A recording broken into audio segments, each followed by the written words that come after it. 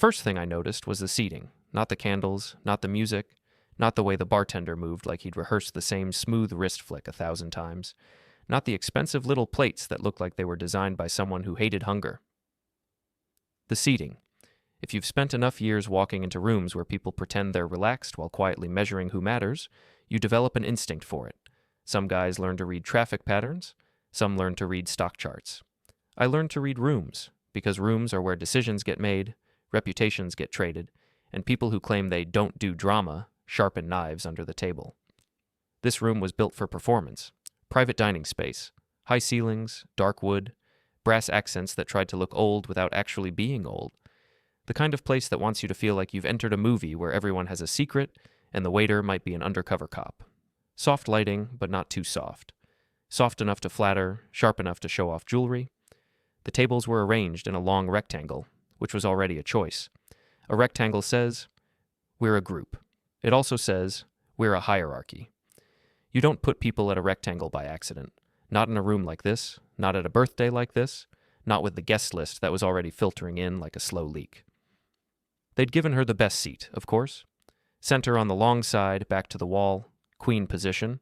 Every glance naturally drifted to her. Every photo would frame her. If anyone tried to talk over her, the geometry of the table would punish them. I stood just inside the doorway for half a second longer than necessary, letting my eyes do their quiet work. There were the obvious couples, men in fitted jackets and women with that kind of hair that makes you wonder if the person pays rent or pays for hair. There were the friend groups that travel in 3s and 4s like they're a single organism, laughing too loudly to prove they're having fun. There were 2 older women who had the posture of people who have never once held a grocery bag in their lives. There was a guy with a watch that could pay for a car and a smile that looked like it came free with the watch. And there was the empty seat. Not beside her, not across from her, not even in a place that suggested husband. It was a little off-center, a little exposed, an end-adjacent seat, where you're close enough to be in the frame but far enough to be treated like furniture. That seat was for me. I didn't flinch. I didn't hesitate. I walked in like I belonged, because I did.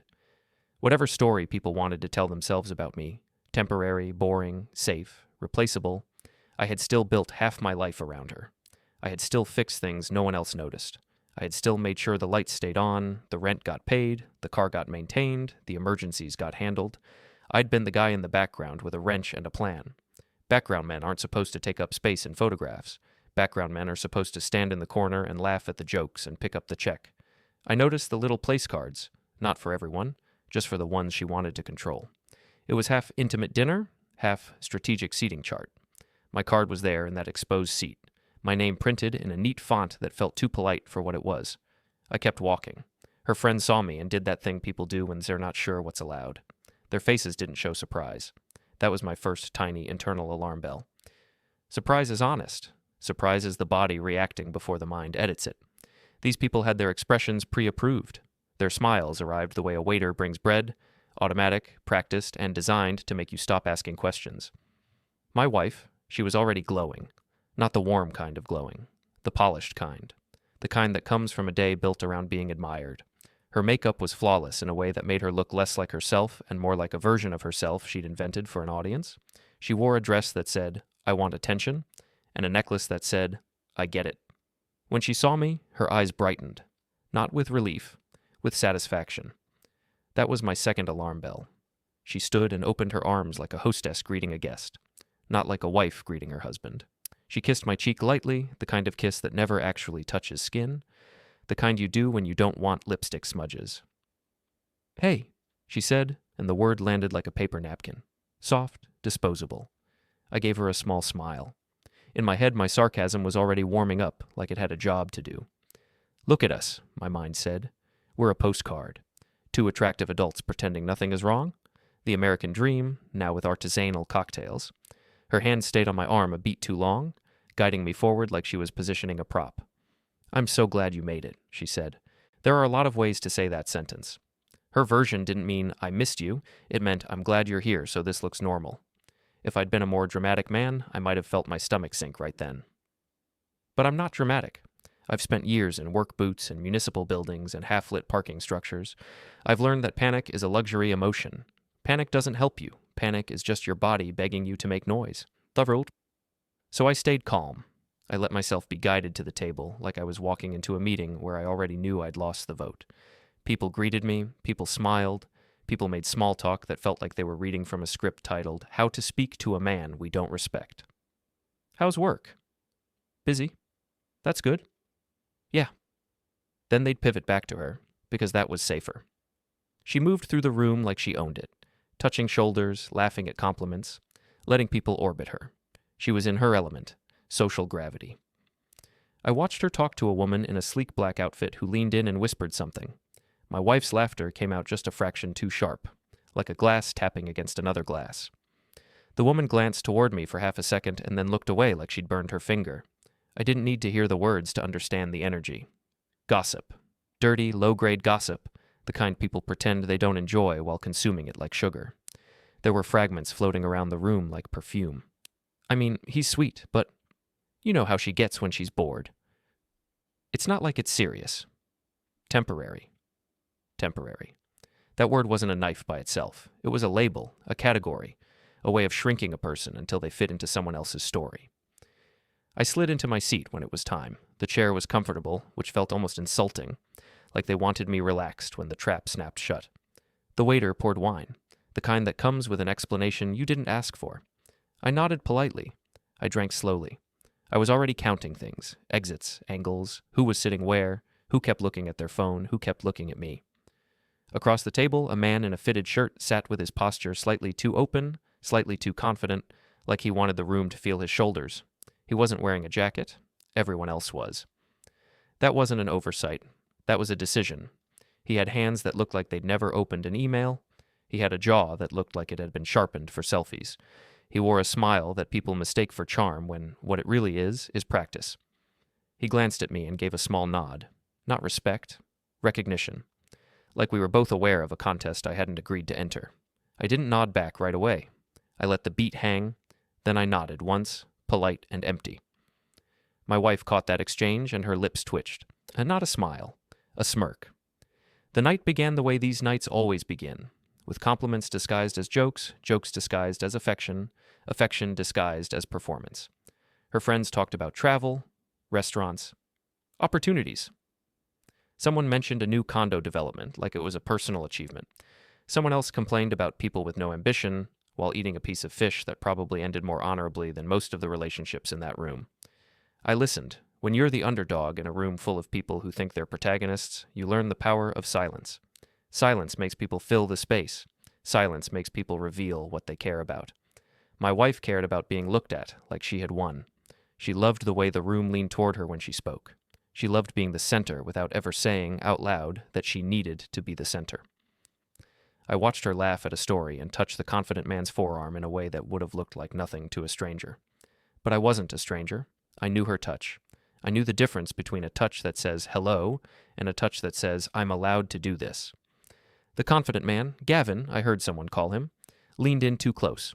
He spoke into her ear and she laughed again. Her cheeks flushed, not from wine, from attention. My inner commentary stayed steady, dry, almost amused. Okay, I thought. So this is the show. This is the part where everyone pretends I'm a coat hanger while my wife introduces her new favorite toy. The waiter brought out appetizers that looked like tiny sculptures. People took photos. Someone joked about eating like royalty. My wife made a face and said something about being spoiled, like she'd earned it. I kept my hands folded. I kept my posture relaxed. I didn't ask questions. Questions give people the chance to lie directly to your face. I didn't want lies. I wanted patterns. And the pattern was clear. Everyone had been briefed. Everyone was acting like this was normal. Everyone was waiting for the moment when the storyline became official. That moment came after the second round of drinks, when the room had warmed up enough to get sloppy. My wife stood to make a little speech, because of course she did. She lifted her glass and the room quieted. Even the waiter paused like this was part of the service. She thanked everyone for coming. She made jokes about another year older and still fabulous. People laughed in the right places. The confident man watched her like he was watching himself reflected in her. Then she said, "And I want to do introductions properly tonight." My spine didn't tense, my stomach didn't drop. I stayed calm, but somewhere behind my ribs, a small cold engine started turning over. Introductions. Properly. She began pointing people out, saying their names, adding little compliments. The funniest person I know. The most loyal, the one who always tells me the truth, which was funny because her life was basically built on people telling her what she wanted to hear. She pointed to the older women, praised them for their wisdom. She pointed to the guy with the expensive watch, called him a genius. She pointed to Gavin, and her tone shifted, subtle but real. "This," she said, smiling, "is Gavin." The room responded. People leaned in, people smiled wider. A few people clapped lightly, like he'd won something. My wife's eyes flicked to me for a second, and I saw it then. Pure, clean cruelty. Not rage, not hatred, just amusement. The kind of amusement a child has when they pull the legs off an insect and want to see what happens next. She kept smiling and said, with a little tilt of her head, like she was being playful, "Don't get any ideas about him. You're just seeing someone temporary." For a second, the room made a sound like it didn't know what sound to make. A couple of people chuckled too quickly. One woman let out a laugh that sounded like a cough. Someone's fork scraped their plate. Awkward laughter spread in little ripples, like everyone was trying to decide whether this was a joke or an execution. The laughter wasn't warm. It wasn't genuine. It was survival laughter. The kind people do when they don't want to be the next target. I didn't look at Gavin right away. I looked at my wife. She was smirking. Not blushing, not embarrassed, not oops, smirking, like she'd just won a bet. My mind did what it always does when it gets hit hard.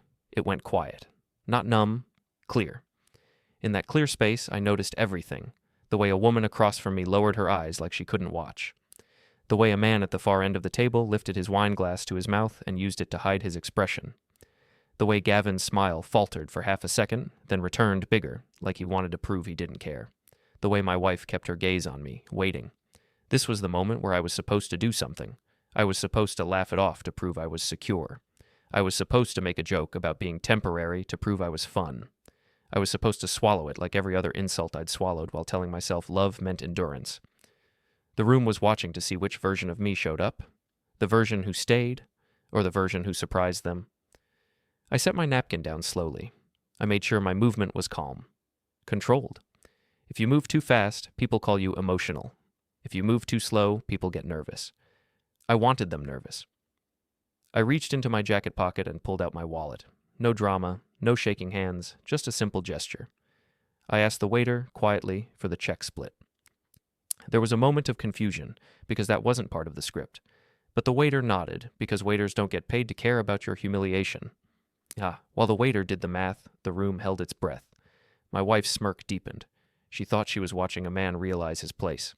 My inner sarcasm came back online, smooth as oil. Look at her, I thought. Look at the confidence. She really believes people can be labeled like furniture.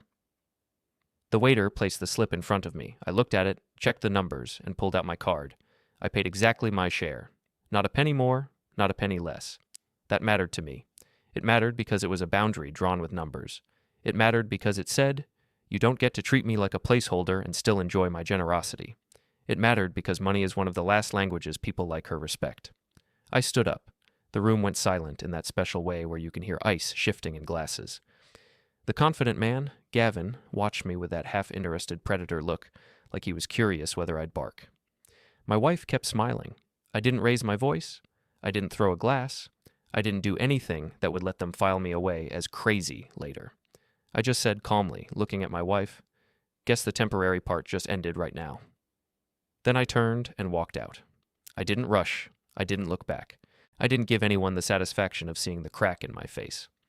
I walked through the doorway, down the hallway, past the framed photos of food and the bathrooms with the soft lighting and the gold fixtures, and out into the colder air of the main restaurant. I heard chairs shift behind me. I heard someone whisper something. I heard a quick, sharp laugh. Maybe nervous, maybe delighted. I didn't care. Outside, the night hit my skin like truth. The street was damp. The city had that late evening shimmer, lights reflected in wet pavement, cars passing like moving shadows. I stood under the awning for a second and let myself breathe. Not because I was about to cry. Because my body, finally, was allowed to admit it had been holding tension for months. I walked. I didn't know where I was going at first. Away. That was enough. My phone buzzed once in my pocket. I ignored it. It buzzed again, ignored, buzzed a third time, ignored. I wasn't going to be pulled back into that room by hysteria. I wasn't going to let her turn this into a performance where she cries and I comfort her and everyone says, "See, he's so patient." I kept walking until I reached my car. I sat inside and didn't start it right away. That's when the thoughts came. Not dramatic thoughts, practical ones. Like, how long has this been happening? Like, how many people knew? Like, how many times have I been the punchline while paying for the drinks? My phone buzzed again. I looked at it. Her name lit up the screen. I didn't answer. The call went to voicemail. A few minutes later, a message popped up, and even through the screen I could feel the frantic energy behind it. Then, exactly an hour after I walked out, she called again. This time I answered just enough to send it to voicemail without hearing it live. I didn't want her voice in my ear. I didn't want her to have the immediate emotional leverage of sound. The voicemail came through a moment later. I didn't play it. I didn't need to. I could already imagine the shape of it. Crying, apology, rage, excuses, blame, love, panic. All of it tangled together into a messy rope designed to pull me back. I stared at the notification until the screen dimmed. Then I turned the phone over, face down, like it was something that could contaminate the air. I drove home. The apartment felt different when I walked in. Not because anything had physically changed, because now I could see it with new eyes. The little details that used to feel like our life now felt like staging. Photos, throw pillows, the scented candle she'd insisted on buying because it felt luxurious. Luxurious? I walked through the rooms without turning on extra lights. I wasn't hiding, I just didn't feel like performing for myself. I stopped in the kitchen and looked at the counter where I'd left my keys 1,000 times. I looked at the spot near the fridge where she always dropped her bag. I looked at the chair where I'd sat and listened to her tell me about her day while I nodded like my job was to be the audience. I went into the bedroom and opened the closet. Her side was immaculate, color-coded, labeled. The kind of organization that looks like control. My side looked like a man's side. Functional, worn, honest. I found what I expected to find. Nothing obvious. Because she wasn't careless. Careless women get caught quickly. Smart women make you feel crazy for suspecting anything. Smart women rewrite reality in front of you until you apologize for noticing. I closed the closet and sat on the edge of the bed. My phone buzzed again. Her name, I ignored it. Another buzz, a text. I didn't open it. Then, after a pause, a number I didn't recognize called. I stared at it, and my mouth did something that was almost a smile. Gavin. Of course. The confident man wanted to know what kind of man I was. He wanted to measure me. He wanted to see if he could intimidate me. He wanted the satisfaction of feeling like he'd won something. I let it ring. Then it stopped. A moment later, a voicemail notification appeared. New message. I didn't play that either. I stood up and walked to the window. Down on the street, a couple walked under an umbrella, heads close together. A car splashed through a puddle. Somewhere in another apartment, someone laughed. Real laughter, the kind that doesn't have knives under it.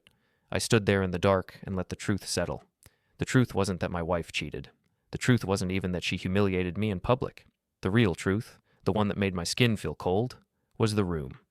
Those faces, those awkward chuckles, that perfectly timed silence. Because it told me something I hadn't wanted to admit. This wasn't a scandal that shocked them. This was a storyline they'd been following. They weren't laughing because the joke was funny. They were laughing because the joke was familiar, and that meant the worst possibility wasn't that she had betrayed me. The worst possibility was that I had been the last one to find out. I looked at my phone again. Another missed call from her. Another from the unknown number. I didn't answer. I didn't play the voicemails. I didn't respond. I just stood there, feeling something change inside me.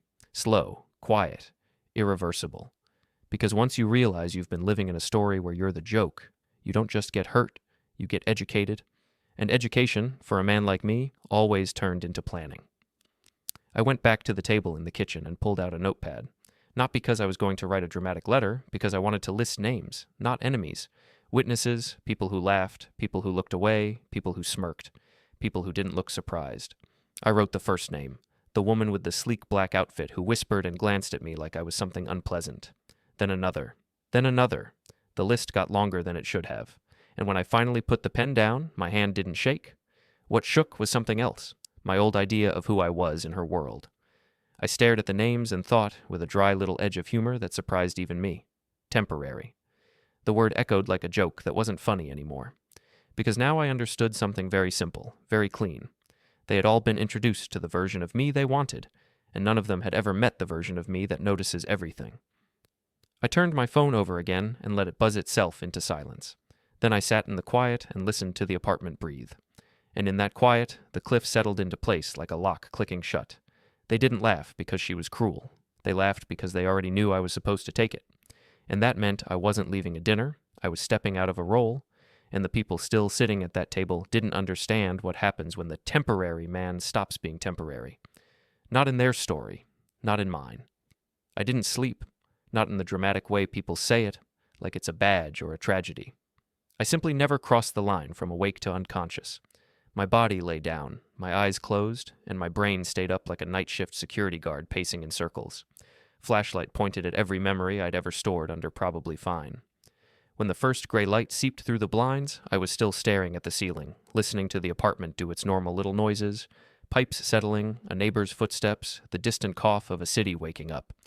Like everything in the world had agreed to keep going, and I was the only one who had just been rewritten. At some point, my phone stopped buzzing, not because she stopped calling, because the battery finally gave up. That felt appropriate. I stood up and made coffee like it was any other morning. Same motions, same mug, same measured spoonfuls. The habit was almost funny. My life could be actively collapsing, but my hands still wanted caffeine on schedule. I took the first sip and tasted something bitter that wasn't the coffee. I checked the time. Early. Too early for most of her people. But it wasn't too early for the kind of person who had spent years learning that problems don't get smaller if you ignore them. Problems get creative. I plugged my phone in but didn't turn it on yet. I left it face down, still, like a snake under a towel. Instead, I walked through the apartment like an inspector, which I guess was on brand. In my line of work, you don't look for the obvious. The obvious is what people show you. You look for patterns. Where dust collects, where things get moved, what gets cleaned too often, what doesn't get cleaned at all. You learn what normal looks like, and then you notice the smallest deviation. A door that closes softer than it used to. A shoe pushed an inch further under a bench. A single strand of hair in a place it shouldn't be. Normal is the most useful baseline in the world, until you realize someone has been reshaping it around you. I started in the living room. The couch pillows were arranged like a magazine cover. Her doing. I didn't touch them, I just looked at the throw blanket folded too neatly.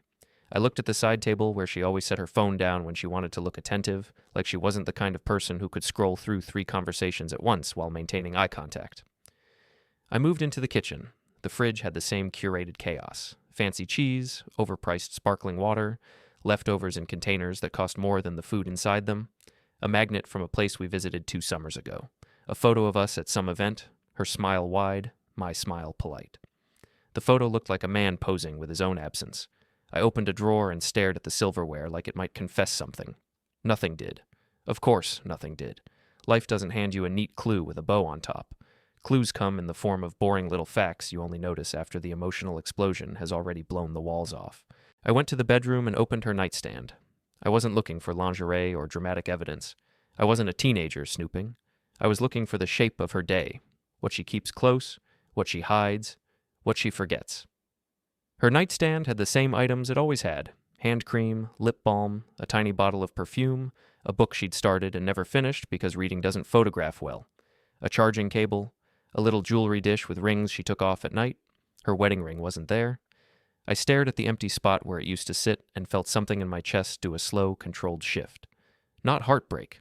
Confirmation. If she'd been taking it off for months, that meant she'd been practicing the version of herself that didn't include me. The ring wasn't a symbol anymore.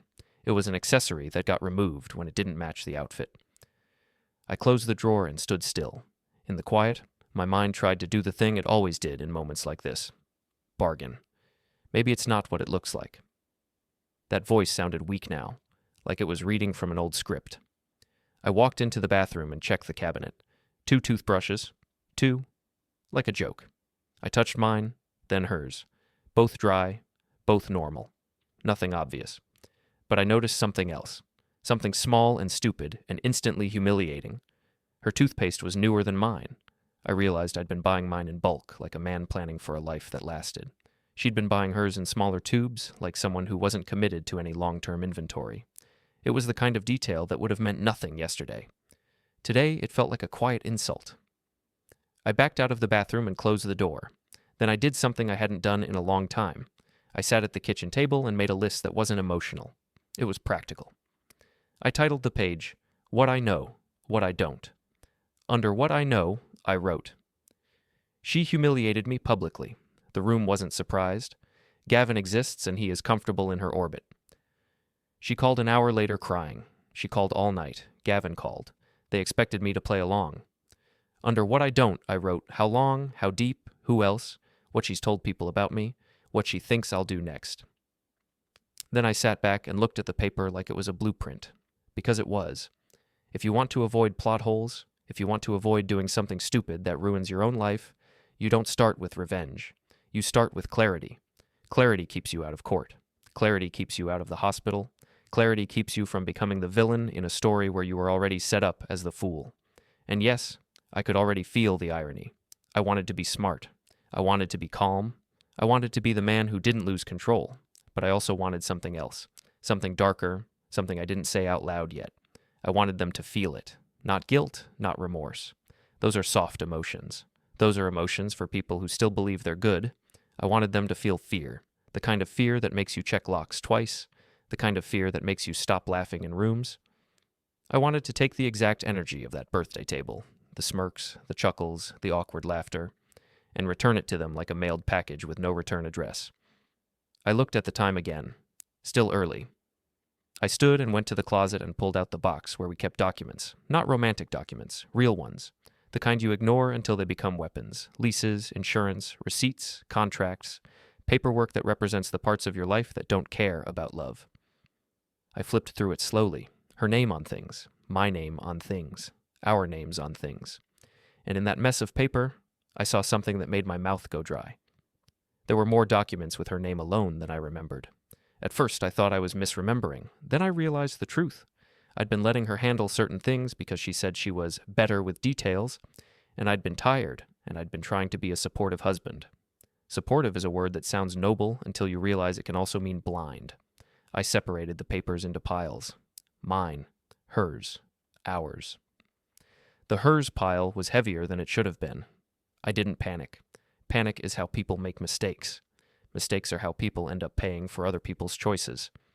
I breathed in, breathed out, and started taking photos of everything with my phone. Not because I was going to do anything illegal, not because I was going to fabricate anything, just because if you don't document your life when it starts to turn hostile, you deserve what happens next. It sounds harsh, but it's true. I finished the photos and put the documents back exactly where they were. No mess, no signs. If I was going to survive this cleanly, I needed her to keep underestimating me. I needed her to assume I was still the same man who would take a joke and pay the bill. That assumption was the biggest advantage I had. I finally turned my phone over and powered it on. It lit up like a confession. Missed calls, dozens. Texts that went from please to why to answer me to how could you do this to you're humiliating me to I love you, like she was throwing every emotional flavor at the wall to see what stuck. Then there were messages from numbers I didn't recognize. Probably her friends, probably her sister, probably people who had laughed at the table and were now suddenly invested in my feelings. I scrolled without opening most of them. When you open a message, you're stepping into someone else's narrative. You're giving them access to your attention. Attention is the first currency they steal. I opened her voicemail. Not Gavin's, not the random ones. Hers. Her voice filled the car of my mind, even though I was sitting in my kitchen. She was crying. Real crying, I thought at first. Then I heard the rhythm of it, the way she paused between sobs like she was waiting for an effect. Please answer. I didn't mean it like that. I was just joking. Everyone was laughing. I didn't think you'd... Oh my God. She sucked in air, like the room itself was attacking her. I'm so sorry. I'm so sorry. Please come back. You can't do this to me. You can't leave me like this. Not tonight. Not tonight. That phrase hit me in the ribs. Not like this. Not ever. Not I'm terrified of losing you. Not tonight. Because tonight was her birthday. Tonight was her spotlight. Tonight was her performance. She was sorry the way people are sorry when they spill wine on a white couch. Sorry because it looks bad. Sorry because it's inconvenient. She continued, voice tightening. Please. I love you. I do. I love you. I just got carried away. You know how people are. You know how they joke. People. Not her. People. She was outsourcing her cruelty to the crowd like she was only guilty of being in the wrong room. I listened until the end. Then I deleted it. Not out of anger, out of hygiene. I didn't want her voice living in my phone. It felt like letting smoke linger in a room after a fire. I stared at the screen again. The unknown number's voicemail sat there like a dare. I opened it. Gavin's voice was calm, amused, the sound of a man who never expects consequences.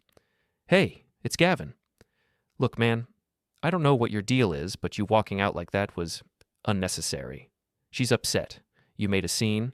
I'm just saying, handle your personal stuff like a grown-up. Call her back. Don't be that guy." Don't be that guy.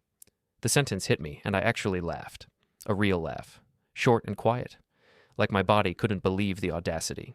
This man had the confidence of someone who thought intimidation was the same thing as authority. He thought he could speak to me like he owned the air between us. He didn't threaten me. He didn't insult me directly. He did something worse. He dismissed me. Dismissal is the language of men who have never been hit by reality. I deleted his voicemail too. Then I sat there and looked at the blank screen like it was a door I was about to open. For the first time since the dinner, I felt something like calm settle into my bones. Not peace, focus. Because the situation was clear now.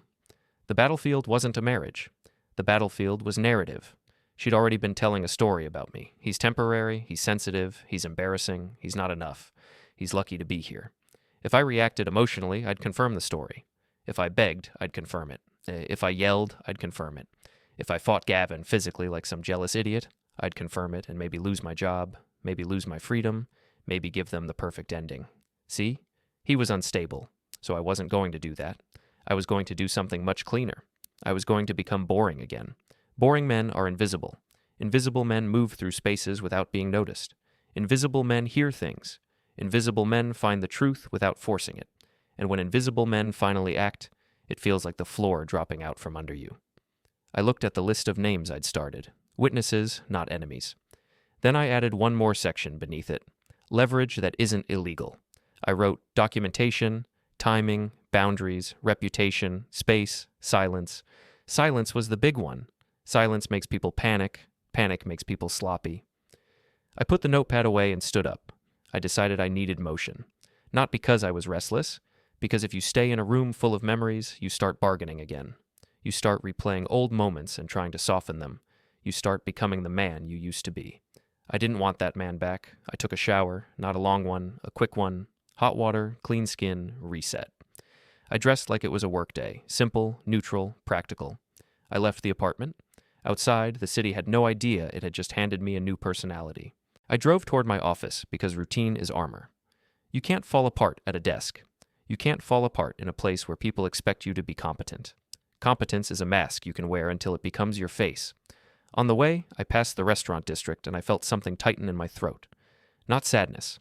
A brief flare of humiliation, like a bruise being pressed. I let it pass. Then I saw it. A billboard advertising a new gym opening. Big smiling model. Big block letters. Under it, a name, Gavin Stone Fitness. I stared at it as the light turned red. Of course. Of course the confident man had a gym. Of course he had a brand. Of course he had his name in giant letters like the world was lucky to be introduced. And then my mind offered me a piece of information, an innocent detail filed away from a previous workday. One of those boring facts you never think you'll need. His gym was in a building I'd been assigned to inspect before. Not because I was stalking him, not because I cared. Because buildings need inspections, because people always assume concrete lasts forever, because they assume regulations are just suggestions until something collapses. I remembered the layout, the parking structure, the service corridor, the emergency stairwell that didn't open smoothly, the exit sign that had flickered. I remembered it with the clarity of someone who suddenly realized the setting of his life had just been upgraded to a stage. The light turned green, I drove forward, and something in me clicked into place. Not revenge yet, opportunity. At work, I moved like normal. That was the key. If you want to avoid plot holes, you don't become a different person overnight. You become a sharper version of the same person. You keep the same habits, the same tone, the same routine, just with new eyes. I greeted the receptionist. I nodded at the guy from maintenance. I answered an email. I made a phone call. I looked at my schedule for the week. And there it was, a routine compliance walkthrough scheduled for Thursday. Location, mixed-use commercial building. Tenant, fitness facility. Name, Stone Fitness. I stared at the line on the screen and felt a small, cold smile form inside my chest. The universe doesn't usually hand you clean intersections like that. Life is messy. Life is coincidence pretending to be fate. But this This was just my job, which meant if I stepped into that building, no one could accuse me of being dramatic. If I looked around, no one could accuse me of snooping. If I noticed things, no one could accuse me of digging, not legally, not morally. I would simply be doing what I'd always done, inspecting, observing, documenting.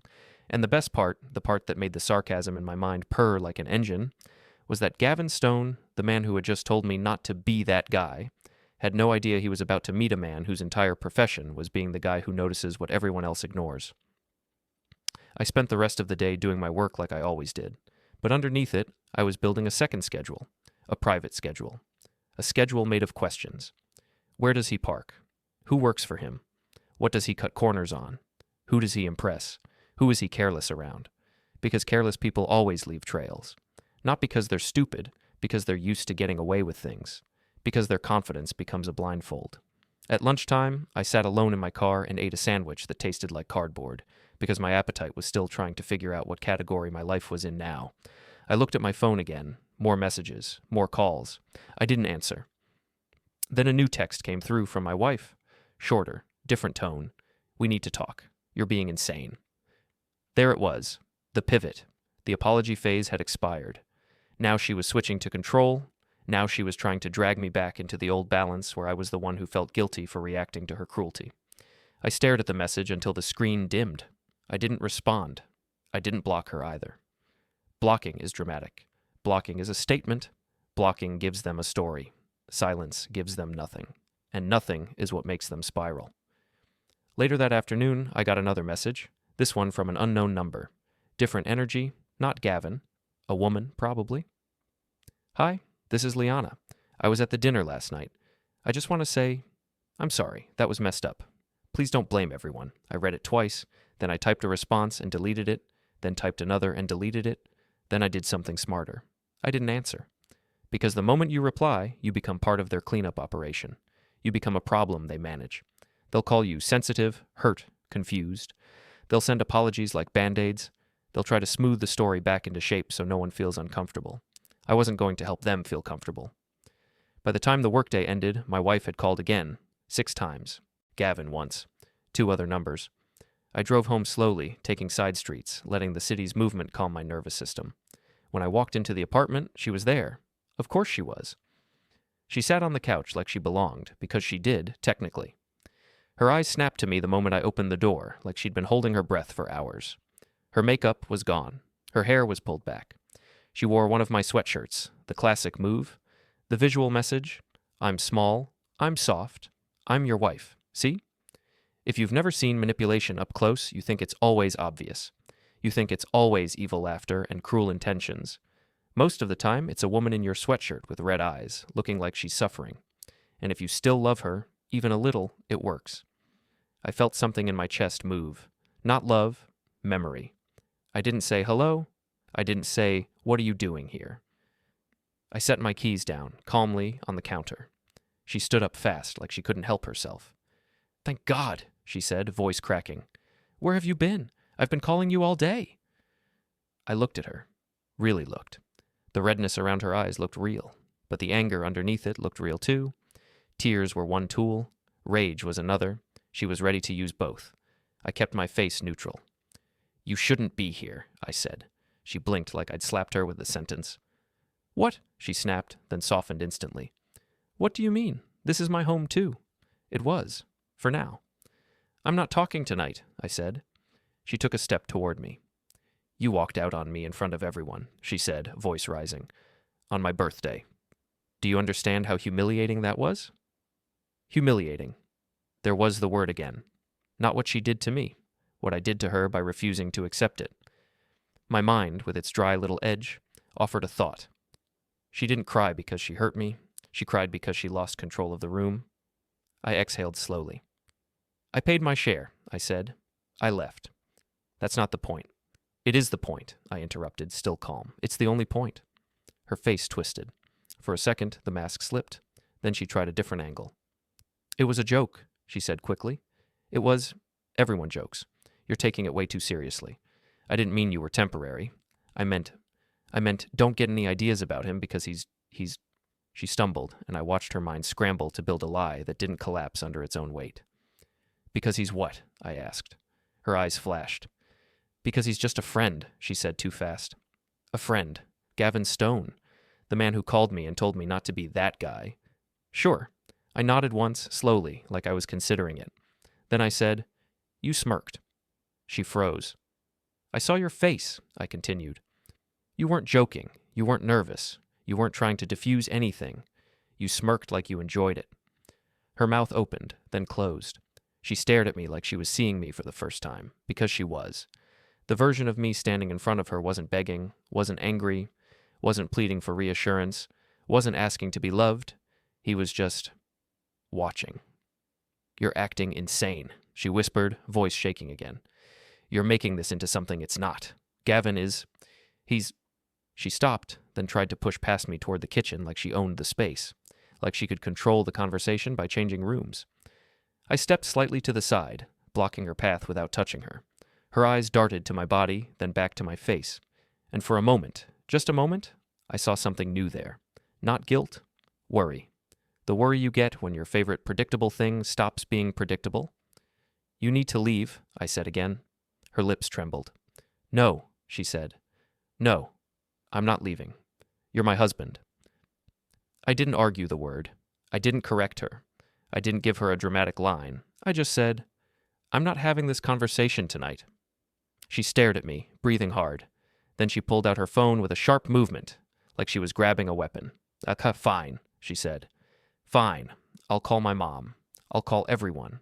I'll tell them what you're doing. There it was, the final tool.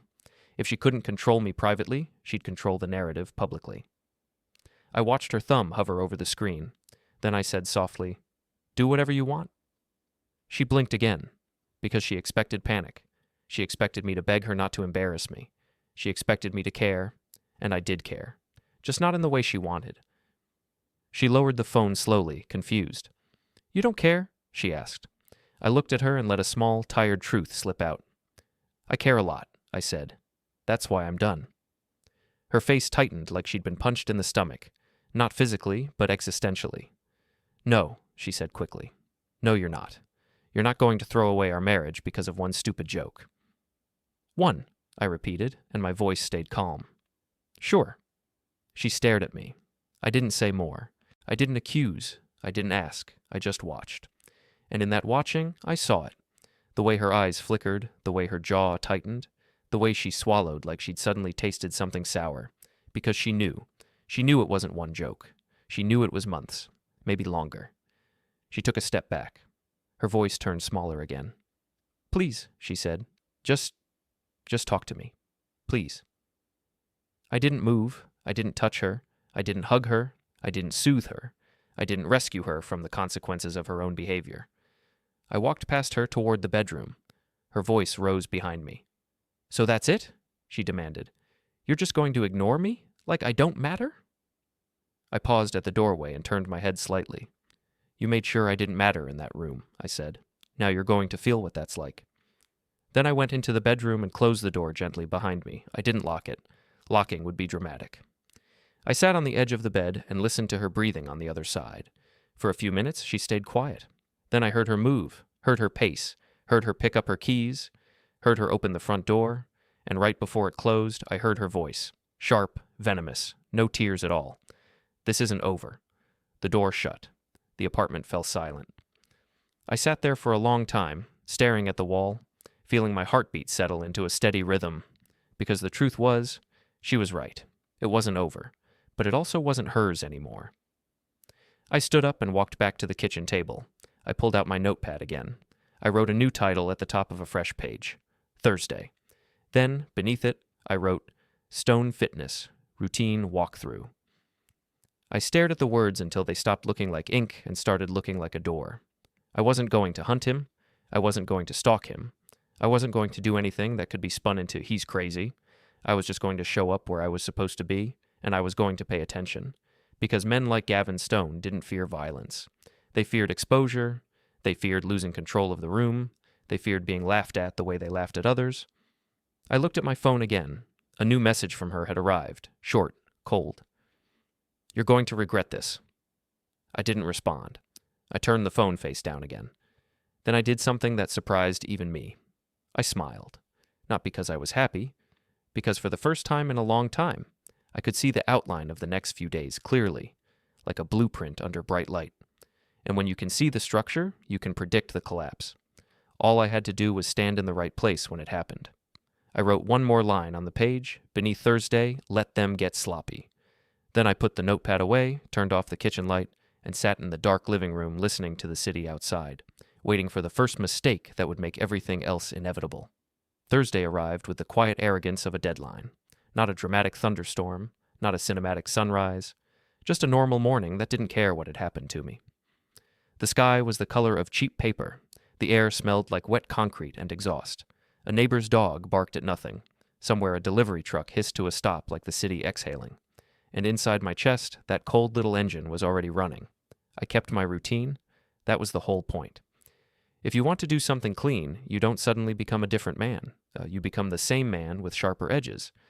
I showered. I shaved. I dressed in my usual work clothes, practical, neutral, forgettable. I ate the same bland breakfast I always ate because my stomach still hadn't gotten the memo that my life had turned into a hostile environment. When I stepped outside, my phone vibrated immediately, like it had been waiting all night to attack me. 2 missed calls. One from her. One from an unknown number, a text from her that I didn't open, another from someone else that said, "Hey, are you okay?" Like we were all part of the same group project. I didn't answer. I didn't block either. Blocking gives people a story. Silence gives them a void. Voids make people talk. I drove to the office early, not because I was eager. Because I wanted space. I wanted my mind to settle into work mode. There's a certain calm you get in an office full of fluorescent lights and stale coffee because everything in that environment is built around procedure. Procedure is a comfort. Procedure doesn't care if you're humiliated. Procedure doesn't laugh. I parked, walked in, nodded at the receptionist, and acted like nothing had happened. That was important. It's hard for other people to write you into their narrative when you refuse to play a role. At my desk, I opened the system and pulled up the building file for the walkthrough. Mixed-use commercial, gym on the first floor, a few small offices above, parking structure attached, a service corridor that connected to utility rooms, a stairwell that made you feel like you were descending into a basement even when you were going up. I knew this building. I'd been here once. A quick inspection months ago, in and out. No drama. Back then, it was just another line item. Today, it felt like a stage. I reviewed the previous reports. Standard stuff. Minor electrical note. Exit signage corrected. Maintenance requests filed. Follow-up completed. Nothing that screamed scandal. Nothing that made the building feel cursed. And then I noticed something small in the file that I'd missed the first time. A complaint. Filed by a tenant on the second floor. Not a formal complaint. Not even something that had escalated. Just a note logged in the system. Loud impact noises after hours. Possible unauthorized use of space. My eyes stayed on the sentence longer than they should have. Impact noises after hours. Unauthorized use. In any other week, I'd have filed it mentally under people complain about everything and moved on. But now? Now my brain didn't let me dismiss anything easily. Now every small fact was a thread. I leaned back in my chair and stared at the ceiling tiles for a second. This was the danger zone, the moment where you can start seeing patterns that aren't there, the moment where grief and anger try to turn coincidence into destiny. I didn't let myself do that. Instead, I did what I always do when I need to stay sane. I asked what could be true without imagination. A gym can make impact noise. A gym owner can use space after hours. A tenant can complain. That's it. That's all I had. So I took the file, grabbed my bag, and left. On the way out, I passed a coworker in the hall. He asked me how I was. I said, "Fine," with the exact tone people use when they are definitely not fine but don't want a conversation. He accepted it. Coworkers are trained to respect the border between professional life and the mess underneath. Outside, I got in my car and sat for a moment before starting it. I thought about the birthday dinner again. Not the words, the energy, the room's laughter, the smirk, the way she'd watched me like she was curious how much humiliation I could swallow without choking. Then I thought about the other detail that had bothered me since that night. The seat. The fact that they'd placed me where I would be seen, but not centered. That kind of planning wasn't casual, it wasn't accidental. It meant there had been conversations about me, about what I would tolerate, about how I would behave, about how far they could push before I broke. People don't plan a humiliation unless they've already practiced it in smaller ways, and she had. I started the car and drove. The building sat on a corner where the city felt like it had stopped trying to be charming. Concrete, glass, a little graffiti, a dumpster area that always smelled faintly sweet, like something rotting under cleaning chemicals. Stone Fitness was impossible to miss. Big letters, bright signage, a logo that looked like it was designed to intimidate weak people into buying membership plans. As I parked, I watched the entrance for a minute. People went in and out, couples in matching athletic clothes, a guy with a protein shaker, a woman with earbuds and a jaw set like she was training for revenge herself. Everyone moving with purpose. Everyone believing the hardest thing they'd deal with today was their own body. I checked my watch. Right on time. I grabbed my clipboard and walked in. The lobby was clean, too clean. The kind of clean that tries to convince you everything behind it is also clean. The desk had a young employee behind it, smiling with that practiced customer service expression that says, "Welcome, please don't scream at me." "Hi," I said, professional, neutral. "I'm here for the scheduled walkthrough." His smile faltered slightly. Not fear, confusion. Most people don't know what a municipal compliance walkthrough is until one walks through their door. He looked at a calendar on his computer, then nodded and picked up a phone. He spoke quietly, eyes flicking up to me like he was trying to decide whether I was dangerous. I stood there and looked around while he called. The lobby had motivational posters, the kind that try to make pain feel noble. There was a faint smell of rubber mats and disinfectant. Music thumped in the background, bass heavy, designed to make your heart match its rhythm. And on the wall behind the desk, there was a framed photo of Gavin Stone, smiling, confident, arms crossed, shirt tight. The kind of photo where the person looks like they're about to sell you discipline. It was a good photo, which meant he cared about optics. Men who care about optics always have something they're hiding. The desk employee hung up and said, "He'll be right out." He, not Mr. Stone, not Gavin, just he. Like everyone in that building knew who mattered. A minute later, Gavin walked out of a hallway door like he owned the air. He wore athletic pants and a fitted shirt. His shoulders filled the space. His hair looked styled even though he was supposedly in a gym. His smile came fast, like a reflex. When he saw me, the smile tightened. Not panic, not anger, recognition.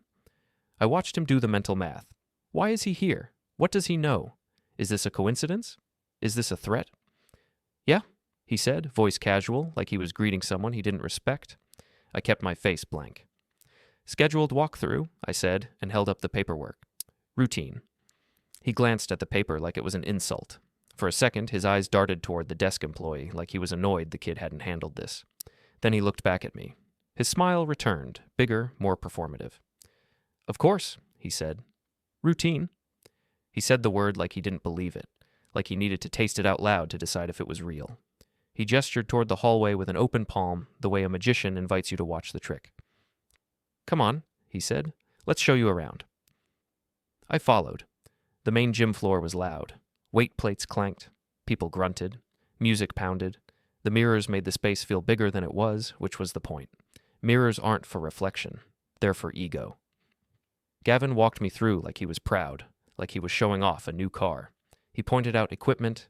He pointed out exits. He pointed out new flooring. He talked quickly, like if he filled the air with words, there would be less room for me to notice things. I listened and watched, letting my eyes do their quiet work. The exits were labeled.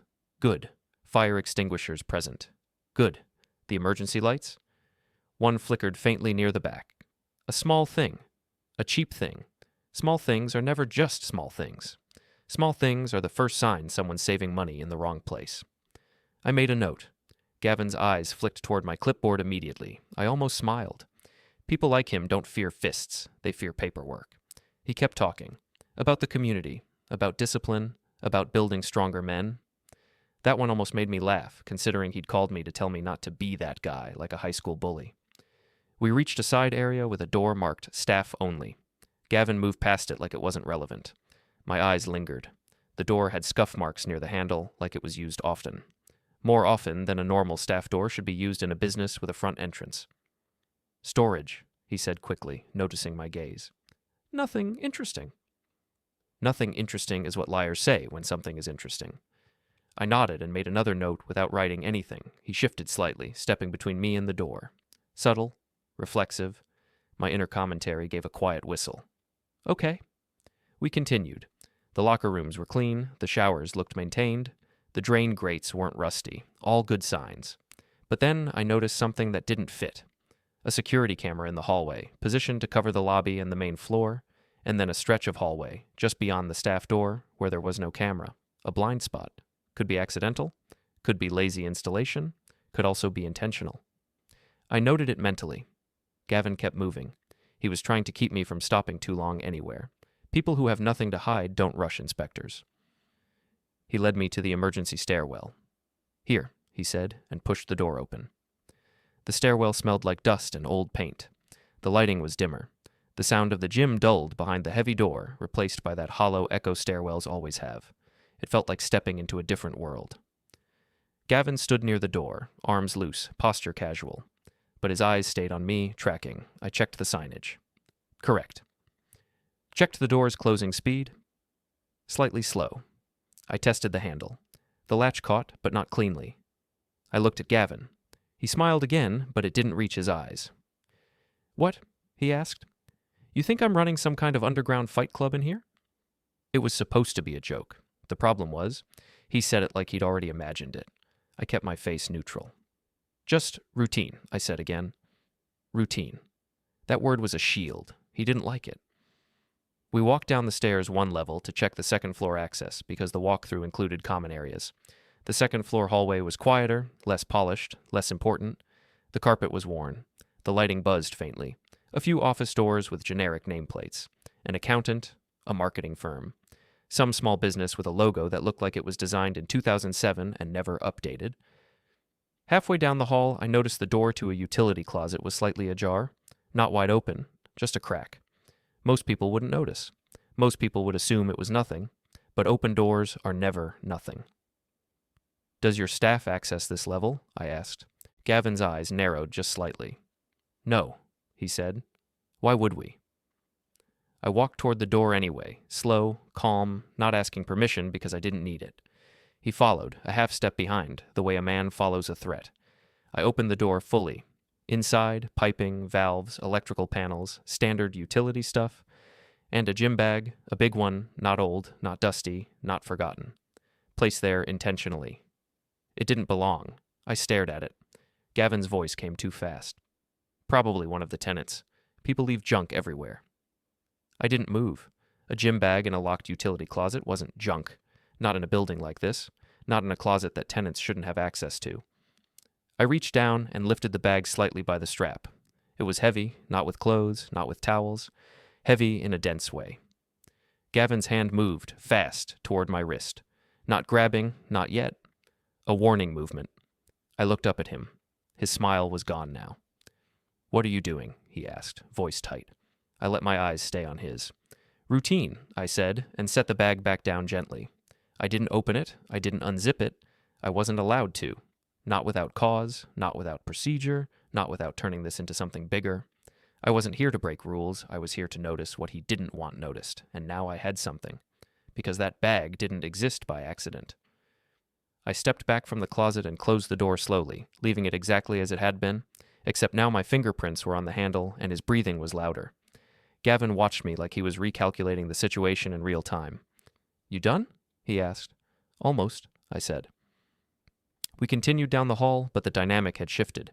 He wasn't guiding me anymore. He was hurting me. We reached a door at the far end labeled Roof Access, authorized personnel only. I didn't need roof access for a routine walkthrough, but I paused anyway because that door had fresh scuff marks at the bottom, as if something heavy had been dragged through recently. Gavin stepped in front of me again. "Roof's locked," he said quickly. "Not relevant." I looked at him, then at the scuff marks, then back at him, and I asked calmly, "Any after-hours activity I should be aware of? We have a noise note in the file." For the first time, I saw a flicker of real irritation in his face. Not fear, not panic. Offense, because men like him take oversight personally. He leaned closer, lowering his voice. "Listen," he said, and the casualness was gone. Whatever your situation is with her, keep it out of here." My stomach stayed calm, but my mind sharpened. There it was, the overlap. He didn't know my schedule was routine. He assumed this was about her, which meant she'd been talking to him, which meant he'd been watching my reaction, waiting for me to do something stupid. He continued, voice still low, eyes fixed on mine. This is my business. Don't mess with it. I stared at him and felt something inside me solidify. Not rage, decision. I wrote one more note on my clipboard. Not about him, not about the conversation, just about the emergency light flicker and the stairwell latch. Because my revenge, if you could even call it that yet, was going to be built out of boring facts. Boring facts are what collapse confident men. I finished the walkthrough without incident, which is exactly how I wanted it. At the lobby, Gavin held the door for me with a smile that looked polite to anyone watching. To me, it looked like a dare. As I stepped outside, the air felt colder than before. My phone vibrated. A new message from my wife. I didn't open it, I didn't need to, because I already knew she'd escalated. She'd told him something. She'd set a narrative in motion. And now Gavin had just confirmed it without realizing. I walked to my car and sat inside, not starting it right away.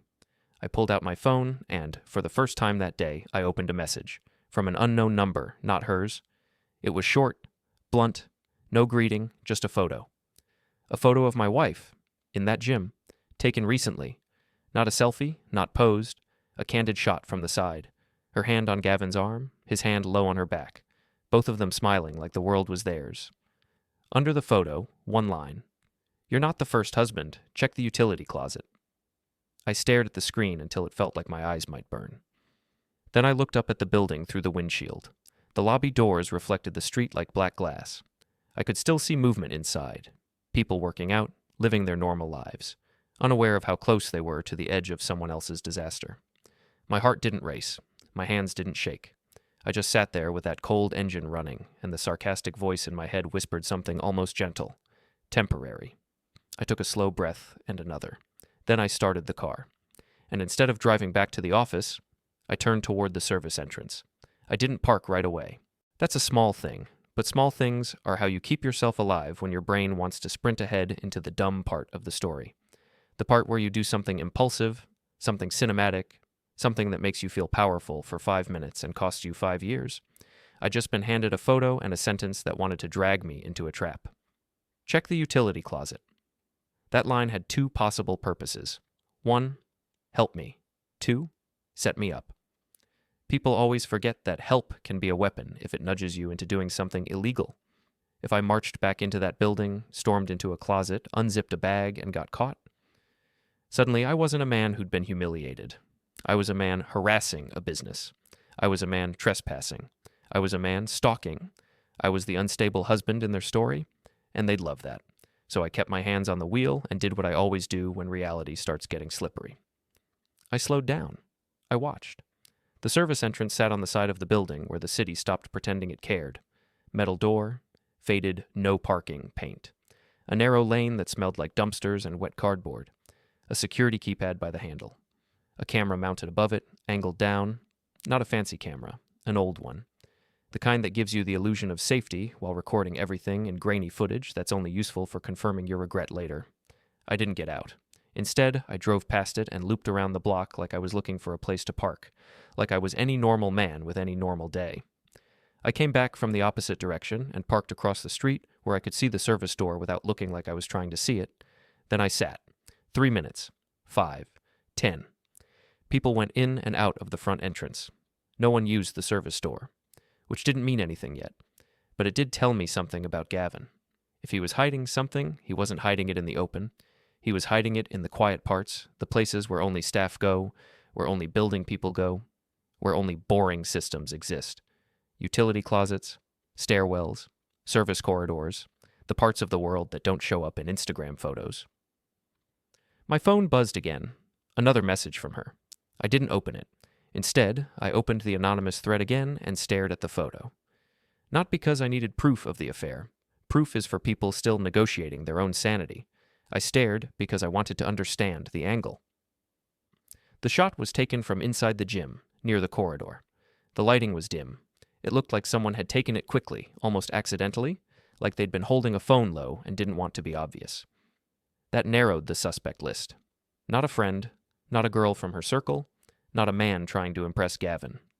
This looked like someone who worked there, someone close enough to be there, close enough to hate him, and quiet enough to watch. I typed one sentence. Who is this? Then I deleted it. I typed, why are you sending me this? Deleted. If you respond, you invite the next move. If you respond, you show your hand. I locked the screen and put the phone down. Then I made a decision that felt almost disappointing in its simplicity. I did the legal thing. I called the building's property manager, not as a jealous husband, as a municipal inspector following up on a logged complaint.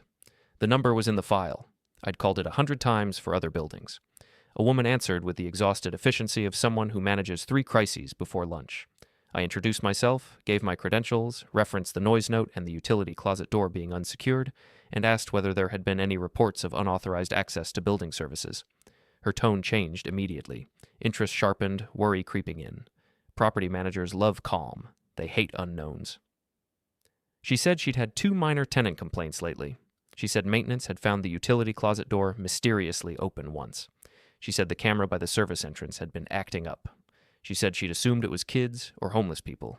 Kids don't drag heavy gym bags into locked utility closets. I asked her if building maintenance was on site. She said yes. I asked if someone could meet me at the service entrance. She hesitated, because nobody wants surprise inspections, even when they asked for help without realizing. I stayed calm. Professional, boring works. 10 minutes later, a maintenance guy pulled up in a small white van and got out. He wore work boots and a jacket that smelled like engine oil even from across the street. He looked like a man who had seen every kind of human stupidity and had stopped being emotionally affected by it. He walked to the service door, glanced up at the camera, and then looked at me. He didn't ask why I was there. Men like that rarely do. They've learned that if you ask questions, you inherit problems. He typed a code, the keypad beeped, and the door clicked. The camera above it didn't move. I noted that. Mentally. If the camera was offline, it was a problem. If it was conveniently offline, it was a pattern. The maintenance guy pushed the door open and held it for me. I stepped into the service corridor and felt the air change. Cooler, staler. The smell of concrete dust and cleaning chemicals like the building's lungs. The corridor ran straight for about 20 feet before turning. Fluorescent lights buzzed overhead. Pipes ran along the ceiling like veins. A row of utility doors lined the left wall, each with a small number plate. The maintenance guy walked ahead like he owned the place, keys jangling softly. I could hear the gym faintly through the walls, thuds, music, weight plates. Above us, people were sweating on machines, believing effort meant control. Down here, control was made of doors and keys. We reached the utility closet I'd seen earlier on the second floor. Only now we were approaching it from the service side, through the building's back roads, the hidden skeleton. The maintenance guy stopped at the door and frowned. It was closed, but the latch looked wrong. He tested it once, and it opened without resistance. His eyebrows rose. He looked at me now, actually looked, like he was realizing this wasn't a routine signage issue. I didn't speak. I just watched. He pushed the door open. Inside, the same piping and panels, and the same gym bag. Still there, still heavy, still out of place like a bad thought you can't stop having. The maintenance guy stared at it for a second. Then he said something under his breath that sounded like a man realizing his day just got longer. He stepped forward and nudged the bag with his boot. It didn't slide easily. Heavy. Dense. He glanced back at me like he was about to ask, "Is this yours?"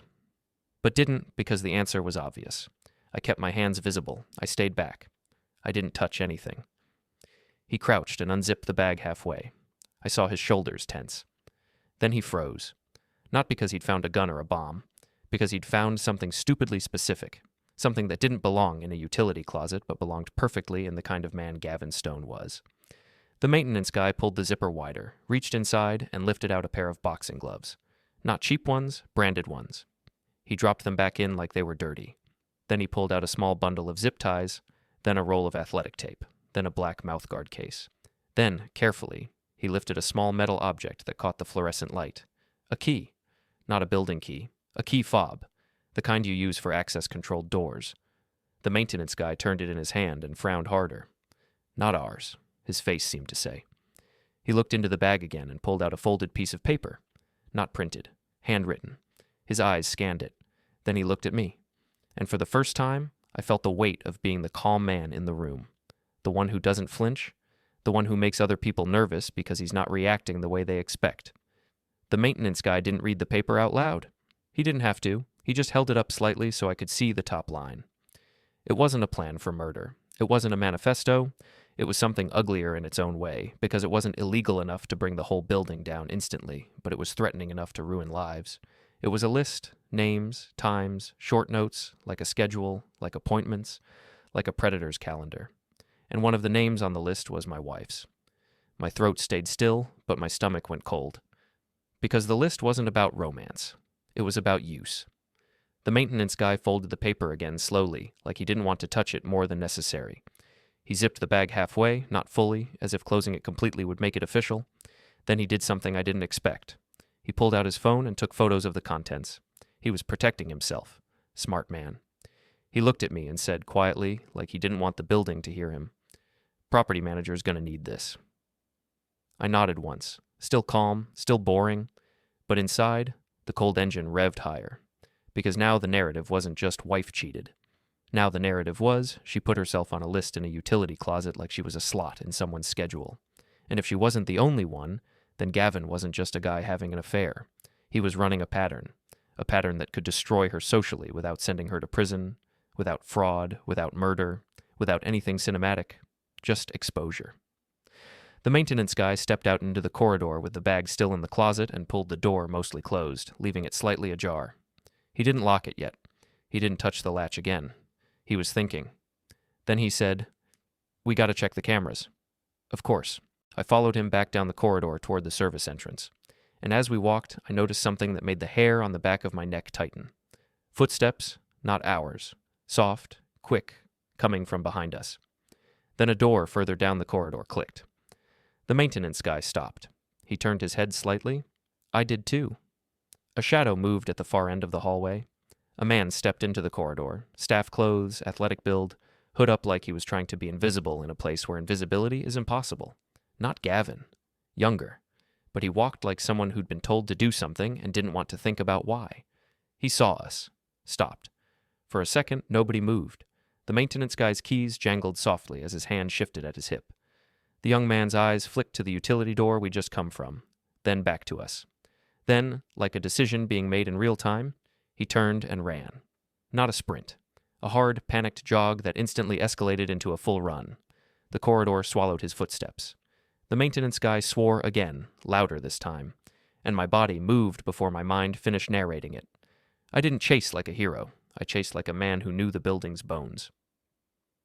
The young man had one advantage. He was already moving. I had the other. I'd already mapped the exits. He went for the stairs. I cut toward the service turn, where the corridor split.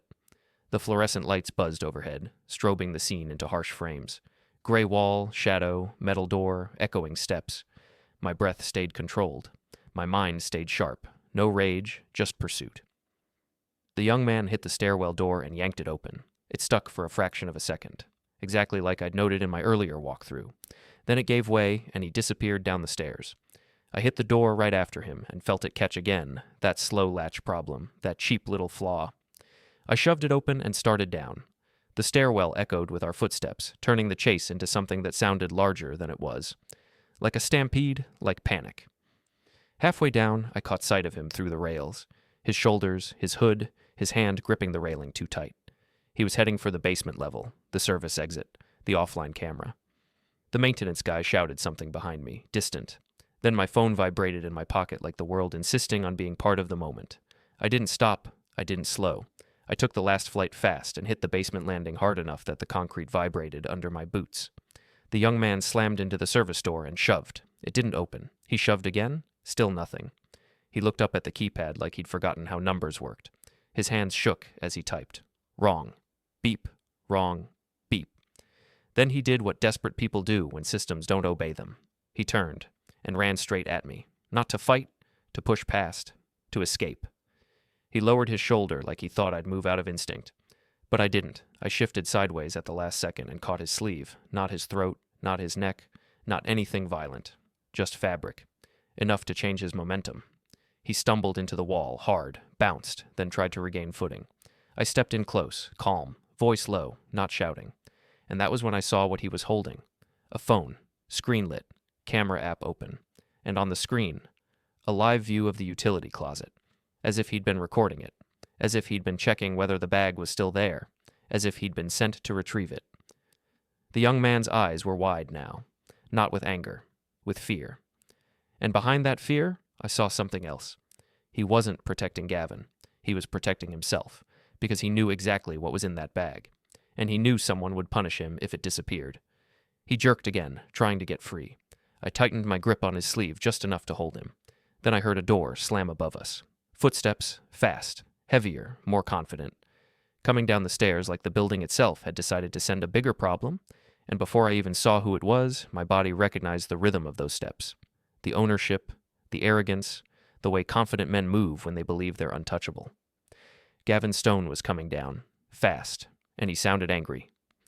Gavin didn't shout my name. That was the first thing that told me he was actually scared. Men who think they're in control announce themselves. They raise their voice. They make noise because noise has always worked for them. Noise creates space. Noise makes people move. Gavin came down the stairs fast and quiet, boots hitting concrete with controlled force, breath measured, shoulders forward like he was already deciding how much damage he could justify. The maintenance guy was still somewhere above us, yelling into his phone, probably calling the property manager, probably doing everything by the book the way decent men do when they realize they've stepped into someone else's mess. The young staffer was trembling in my grip, not shaking violently, just enough to tell me his adrenaline had nowhere left to go.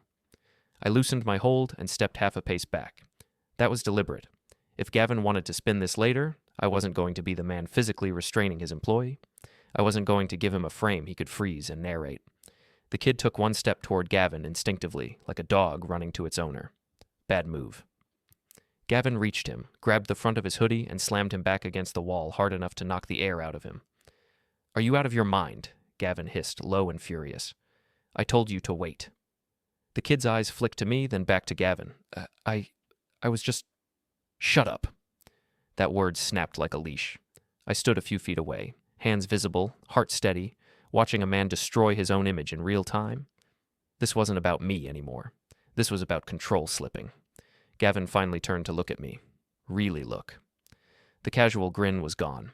The gym owner confidence was gone. What was left was something leaner and sharper, calculating, aggressive, offended.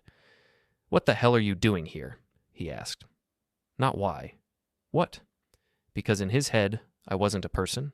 I was a problem. "Routine," I said again. The word landed differently this time. Gavin laughed, short and humorless. "Bullshit," he said. "You think you can just walk into my building, start digging around, chasing my staff?" "I didn't chase anyone," I said calmly. He ran. The kid flinched. Gavin's jaw tightened. The silence stretched, thick and ugly, broken only by the hum of fluorescent lights and the faint thud of music from the gym above, like the building itself was trying to pretend this wasn't happening. Gavin took a step closer to me. He was bigger than me, stronger, conditioned. That was his whole brand. He expected that to matter.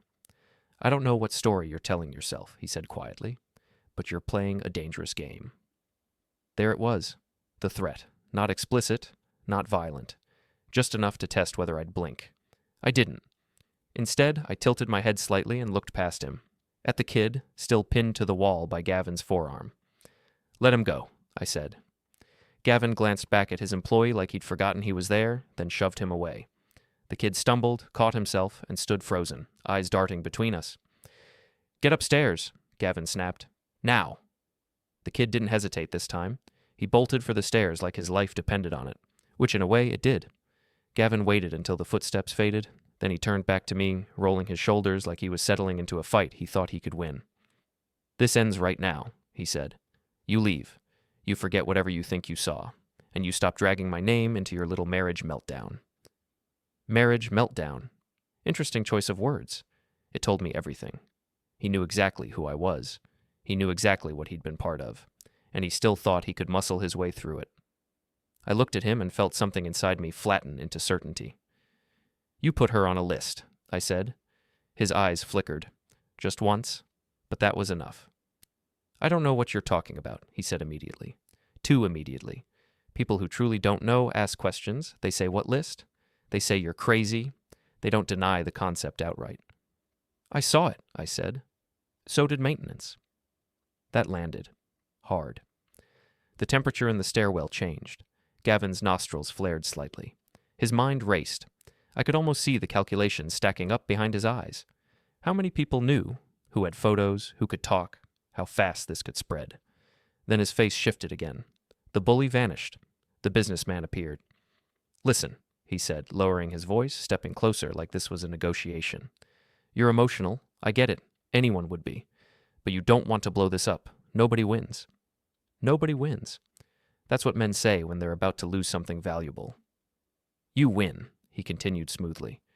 You walk away with your dignity. You don't get dragged into something ugly. You don't ruin her life. You don't ruin mine. He smiled, thin and confident. Everyone goes home. I studied his face.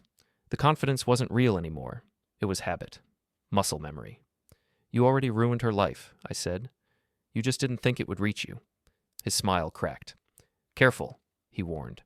You don't know who you're messing with. I almost laughed. Not because it was funny, because it was predictable. Men like him always believe their network is armor, that connections are shields, that strength means consequence proof. They never realize the same network that props them up can collapse them faster than anything else.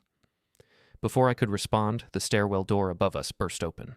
The maintenance guy came down fast, breathing hard, phone in his hand. Property manager's on the way, he said. Security too. Gavin swore under his breath. Then he did something interesting. He stepped back.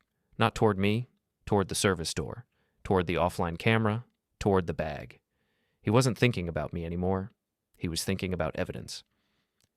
I moved at the same time, not to tackle him, not to block him. I simply stepped into his path. He stopped short, chest rising and falling, eyes burning. Move, he said. No, I said. We stood there, two men in a concrete stairwell, the space tight enough to feel every breath. The maintenance guy hovered a few feet away, torn between intervening and protecting himself. Gavin's voice dropped to something almost reasonable. You don't want this to get physical, he said. I don't, I agreed. That confused him, because he'd expected bravado, posturing, a challenge. Instead, he got agreement. I don't need it to, I continued. You already did the work for me. His eyes narrowed. What does that mean? It means, I said, you're standing between a utility closet full of questions and a building full of witnesses. He glanced past me again, calculating. Sirens wailed faintly in the distance. Not for us.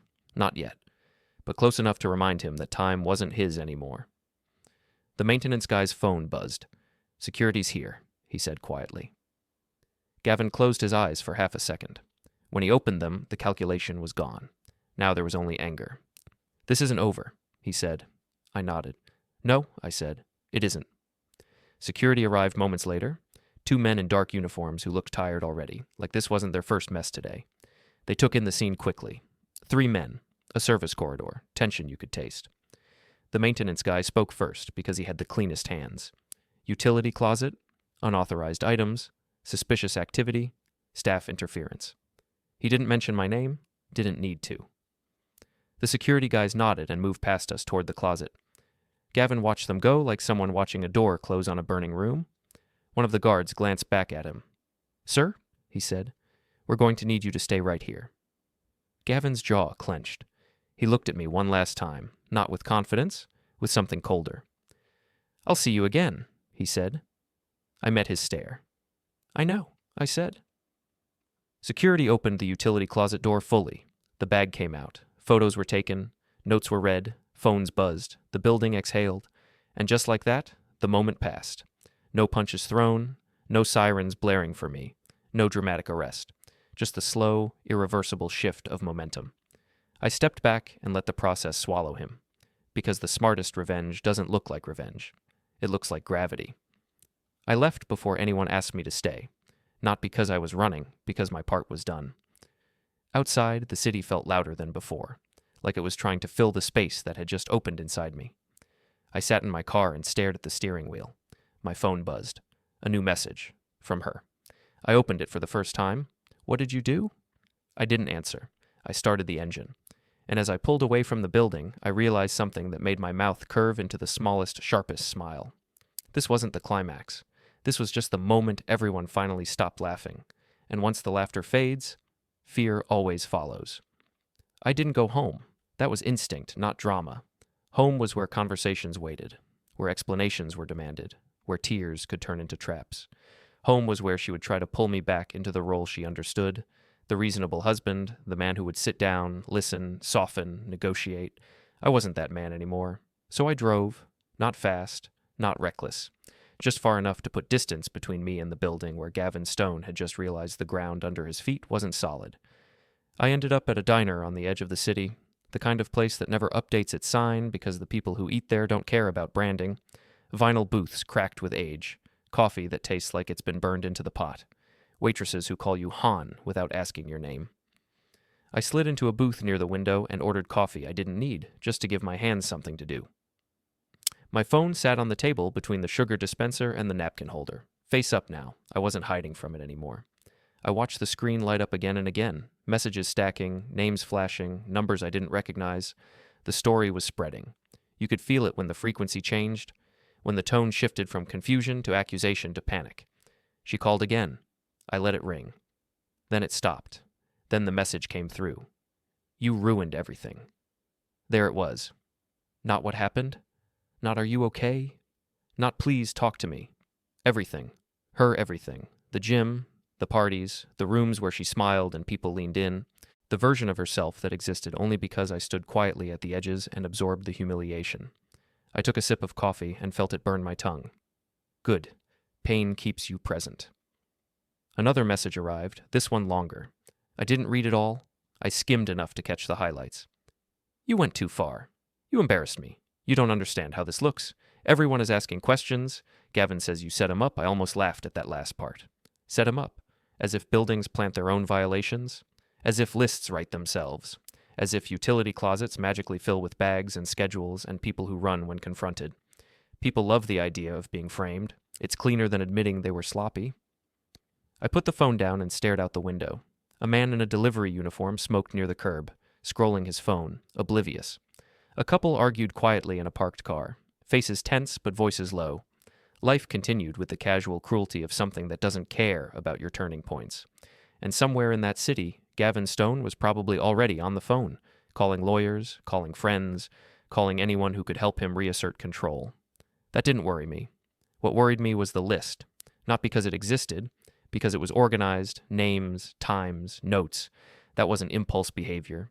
That was process, which meant Gavin wasn't reckless by nature. He was reckless because he'd never been challenged, and men like that don't collapse all at once. They lash out first. My phone vibrated again. Unknown number. I let it ring twice, then I answered. I didn't say hello. There was breathing on the other end, slow, controlled, a man trying to sound calm. You're enjoying this, Gavin said. I leaned back in the booth. No, I said honestly. I'm observing it. He exhaled sharply. You think you're clever, he said. You think you won something today. I didn't win anything, I replied. You lost control. Silence. That one landed. I can make this very uncomfortable for you, he said. There it is, I said. That's the version of you I was expecting. You don't know what I'm capable of. I know exactly what you're capable of, I said. That's the problem. He laughed then. A dry sound. You're just a guy who got embarrassed at a dinner, he said. You really think anyone's going to care about your feelings when this gets ugly? I looked at the window reflection, my own face faintly layered over the street outside. Calm, tired, focused. This was never about my feelings, I said. You made sure of that. His voice hardened. She chose me, he said. You know that, right? I closed my eyes for half a second. Not because it hurt, because it clarified. She chose attention, I said. You were convenient. That's when he snapped. You think you're better than me, he growled. You think you can just walk away clean while I take the fall? I think, I said slowly, that you built a system that only worked as long as nobody looked at it. Another pause, then quieter. This isn't over. I smiled, small and private. No, I said. Now it's honest. I ended the call before he could respond, not out of fear, out of control. You don't let men like him decide when conversations end. I paid for the coffee I barely touched and left cash on the table. Exact change, a habit. Outside, the air felt heavier, like the city knew something had shifted. I drove again, this time toward home, not because I wanted to see her, but because there were things I needed. When I walked into the apartment, it felt different again, emptier, charged. Her shoes were gone, her bag too. She'd taken what she thought mattered. I went straight to the closet and pulled out a duffel bag. Not dramatic, not a suitcase, just something practical. I packed methodically. Clothes, documents, laptop, charger. I left everything else. Photographs stayed on the walls. Furniture stayed where it was. Her scented candles stayed unlit. I wasn't erasing myself. I was withdrawing access. My phone buzzed again. A message from a number I recognize now. The anonymous sender from earlier. He's panicking. He's blaming staff. He's asking who talked. I stared at the message, then typed one sentence. Why are you helping me? The reply came fast. Because you weren't the first husband, and you won't be the last unless someone stops him. That was the unexpected part. Not the affair, not the list, the pattern. I sat on the edge of the bed and felt the weight of that settle in. This wasn't just my humiliation. It was a system that fed on silence. I typed back, "What do you want?" 3 dots appeared. Disappeared. Appeared again. For him to be scared? I considered that. Fear, applied correctly, doesn't destroy. It educates. He already is, I typed. The response took longer this time. Not enough. I locked the phone and stood up. Because that's when I understood the real shape of what was happening. The utility closet wasn't the end. The building wasn't the end. Even the list wasn't the end. The end was public. Gavin Stone lived in rooms, gyms, events, launches, social circles where his name was currency, and the fastest way to destroy a man like that without touching him was to let the rooms turn on him. I zipped the duffel bag and slung it over my shoulder. As I walked out of the apartment, my phone vibrated one last time. A message from her. Short, raw, no polish. Where are you? I stopped in the doorway and looked back once. Not at the life we'd built. At the version of myself that had lived there. Then I typed, temporary. Remember? I hit send. And as the door closed behind me, I felt it. The clean, irreversible snap of a decision that doesn't ask permission. Somewhere in the city, Gavin Stone was trying to contain a fire. Somewhere else, my wife was realizing the room had emptied without her noticing, and I was walking away, not to disappear, but to decide exactly where the next spotlight would turn. I checked into a hotel under my own name, not because I was careless, because hiding looks guilty, and I didn't intend to look guilty. I intended to look boring, predictable, and very hard to pin anything on. Mid-range place, business travelers, clean sheets, no personality. The kind of hotel where nobody asks why you're alone and nobody remembers your face. I dropped the duffel on the bed and stood there for a moment, listening to the hum of the HVAC unit like it was white noise for my thoughts. Then I opened my laptop. Not to write an angry message, not to stalk anyone's social media. I didn't need screenshots of her smiling in photos that already felt hollow. I opened a blank document and titled it, Facts, Sequence, Witnesses. Because when things get loud, facts are the only thing that don't change their story. I started listing what I knew, in order, with timestamps as best I could reconstruct them. Birthday dinner, public humiliation, her smirk, the laughter, the calls afterward, Gavin's voicemail, the gym inspection, the utility closet, the bag, the list, the staffer running, Gavin confronting me, security involvement. I didn't add commentary, I didn't add emotion. I wrote it like a report I might have to read out loud someday to people who didn't care how I felt. Halfway through, my phone vibrated. Another message from the anonymous number. He's calling an emergency meeting tonight. Gym staff. Mandatory. I paused, fingers hovering over the keyboard. That was predictable. When men like Gavin feel threatened, they gather people around them. They confuse authority with loyalty. They believe volume equals control.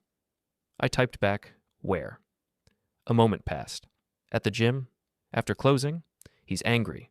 Of course he was. Anger feels productive to people who don't know how to sit with fear. I leaned back and stared at the ceiling. I wasn't supposed to be part of this anymore. That was the rational thought. I'd done nothing illegal. I could walk away clean, let the property manager, security, and whatever internal processes handle it. But there was a problem with that. The list. The list wasn't illegal enough to put him away. It was just enough to ruin people quietly while he kept operating, and if I walked away now, he'd adapt. He'd change locations, change methods, clean up, learn. Predators don't stop when they're inconvenienced. They stop when they're exposed. I stood up and paced the room once. Twice. Then I made another decision that felt oddly calm. I wasn't going to confront him. I wasn't going to threaten him. I wasn't going to show up like an avenger. I was going to let him hang himself with his own instincts. I grabbed my jacket and left the hotel. I didn't park near the gym. I parked 3 blocks away, where the streetlights were dimmer and the storefronts were closed. I walked the rest of the way like someone with nowhere urgent to be. The gym lights were still on, but the front doors were locked. A paper sign taped to the glass said staff meeting in sharp black marker, like authority could be handwritten into existence. I didn't go to the front. I went to the side of the building where the service corridor entrance sat under a flickering light. The camera above it was still offline. I didn't enter. I stood across the street, partially hidden by the shadow of a closed laundromat, and waited. Minutes passed. Then people started coming out. Not staff, members. Gavin was letting regular clients leave first, clearing the building. He didn't want witnesses. He wanted privacy. That told me everything. Once the last member left, the front lights dimmed, but the interior lights stayed on. The meeting had started. I checked my phone. A new message. He's blaming someone, loudly. I could almost hear it. The raised voice, the pacing, the dramatic pauses, the way he'd frame it as betrayal instead of accountability. I moved closer, not to the door, but to the alley that ran along the building's rear. The alley was narrow, cluttered with trash bins and the stale smell of old rain. There was a small, high window there, frosted, wire-reinforced. Sound travels strangely in places like that. You don't hear words clearly. You hear tone. Anger carries, so does fear. I heard his voice first, sharp, controlled, then breaking into something louder. "You think this is a game?" he snapped. Someone else mumbled something, a defense, an apology. Then Gavin again, louder. "I trusted you. I told you to keep your mouth shut." Silence. Then a chair scraped. I shifted my weight and felt my pulse stay steady. I wasn't here to intervene. I was here to witness, because witnesses change outcomes. My phone buzzed again. He's asking who sent the photo. I typed back without looking at the screen. "Stay quiet." Another pause. Then, "I am." A door slammed inside. Gavin's voice dropped into something cold and dangerous. "You think I won't know?" he said. "You think I won't find out?" I leaned my shoulder against the brick wall and let the sound wash over me. This was the real man.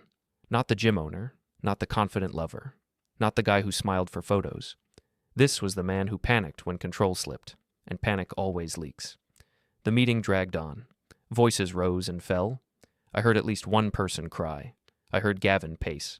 I heard something hit a wall, not hard enough to be violent, just hard enough to intimidate. Then, finally, movement. The side door opened. A staffer stepped out into the alley, head down, phone already in hand. He didn't see me.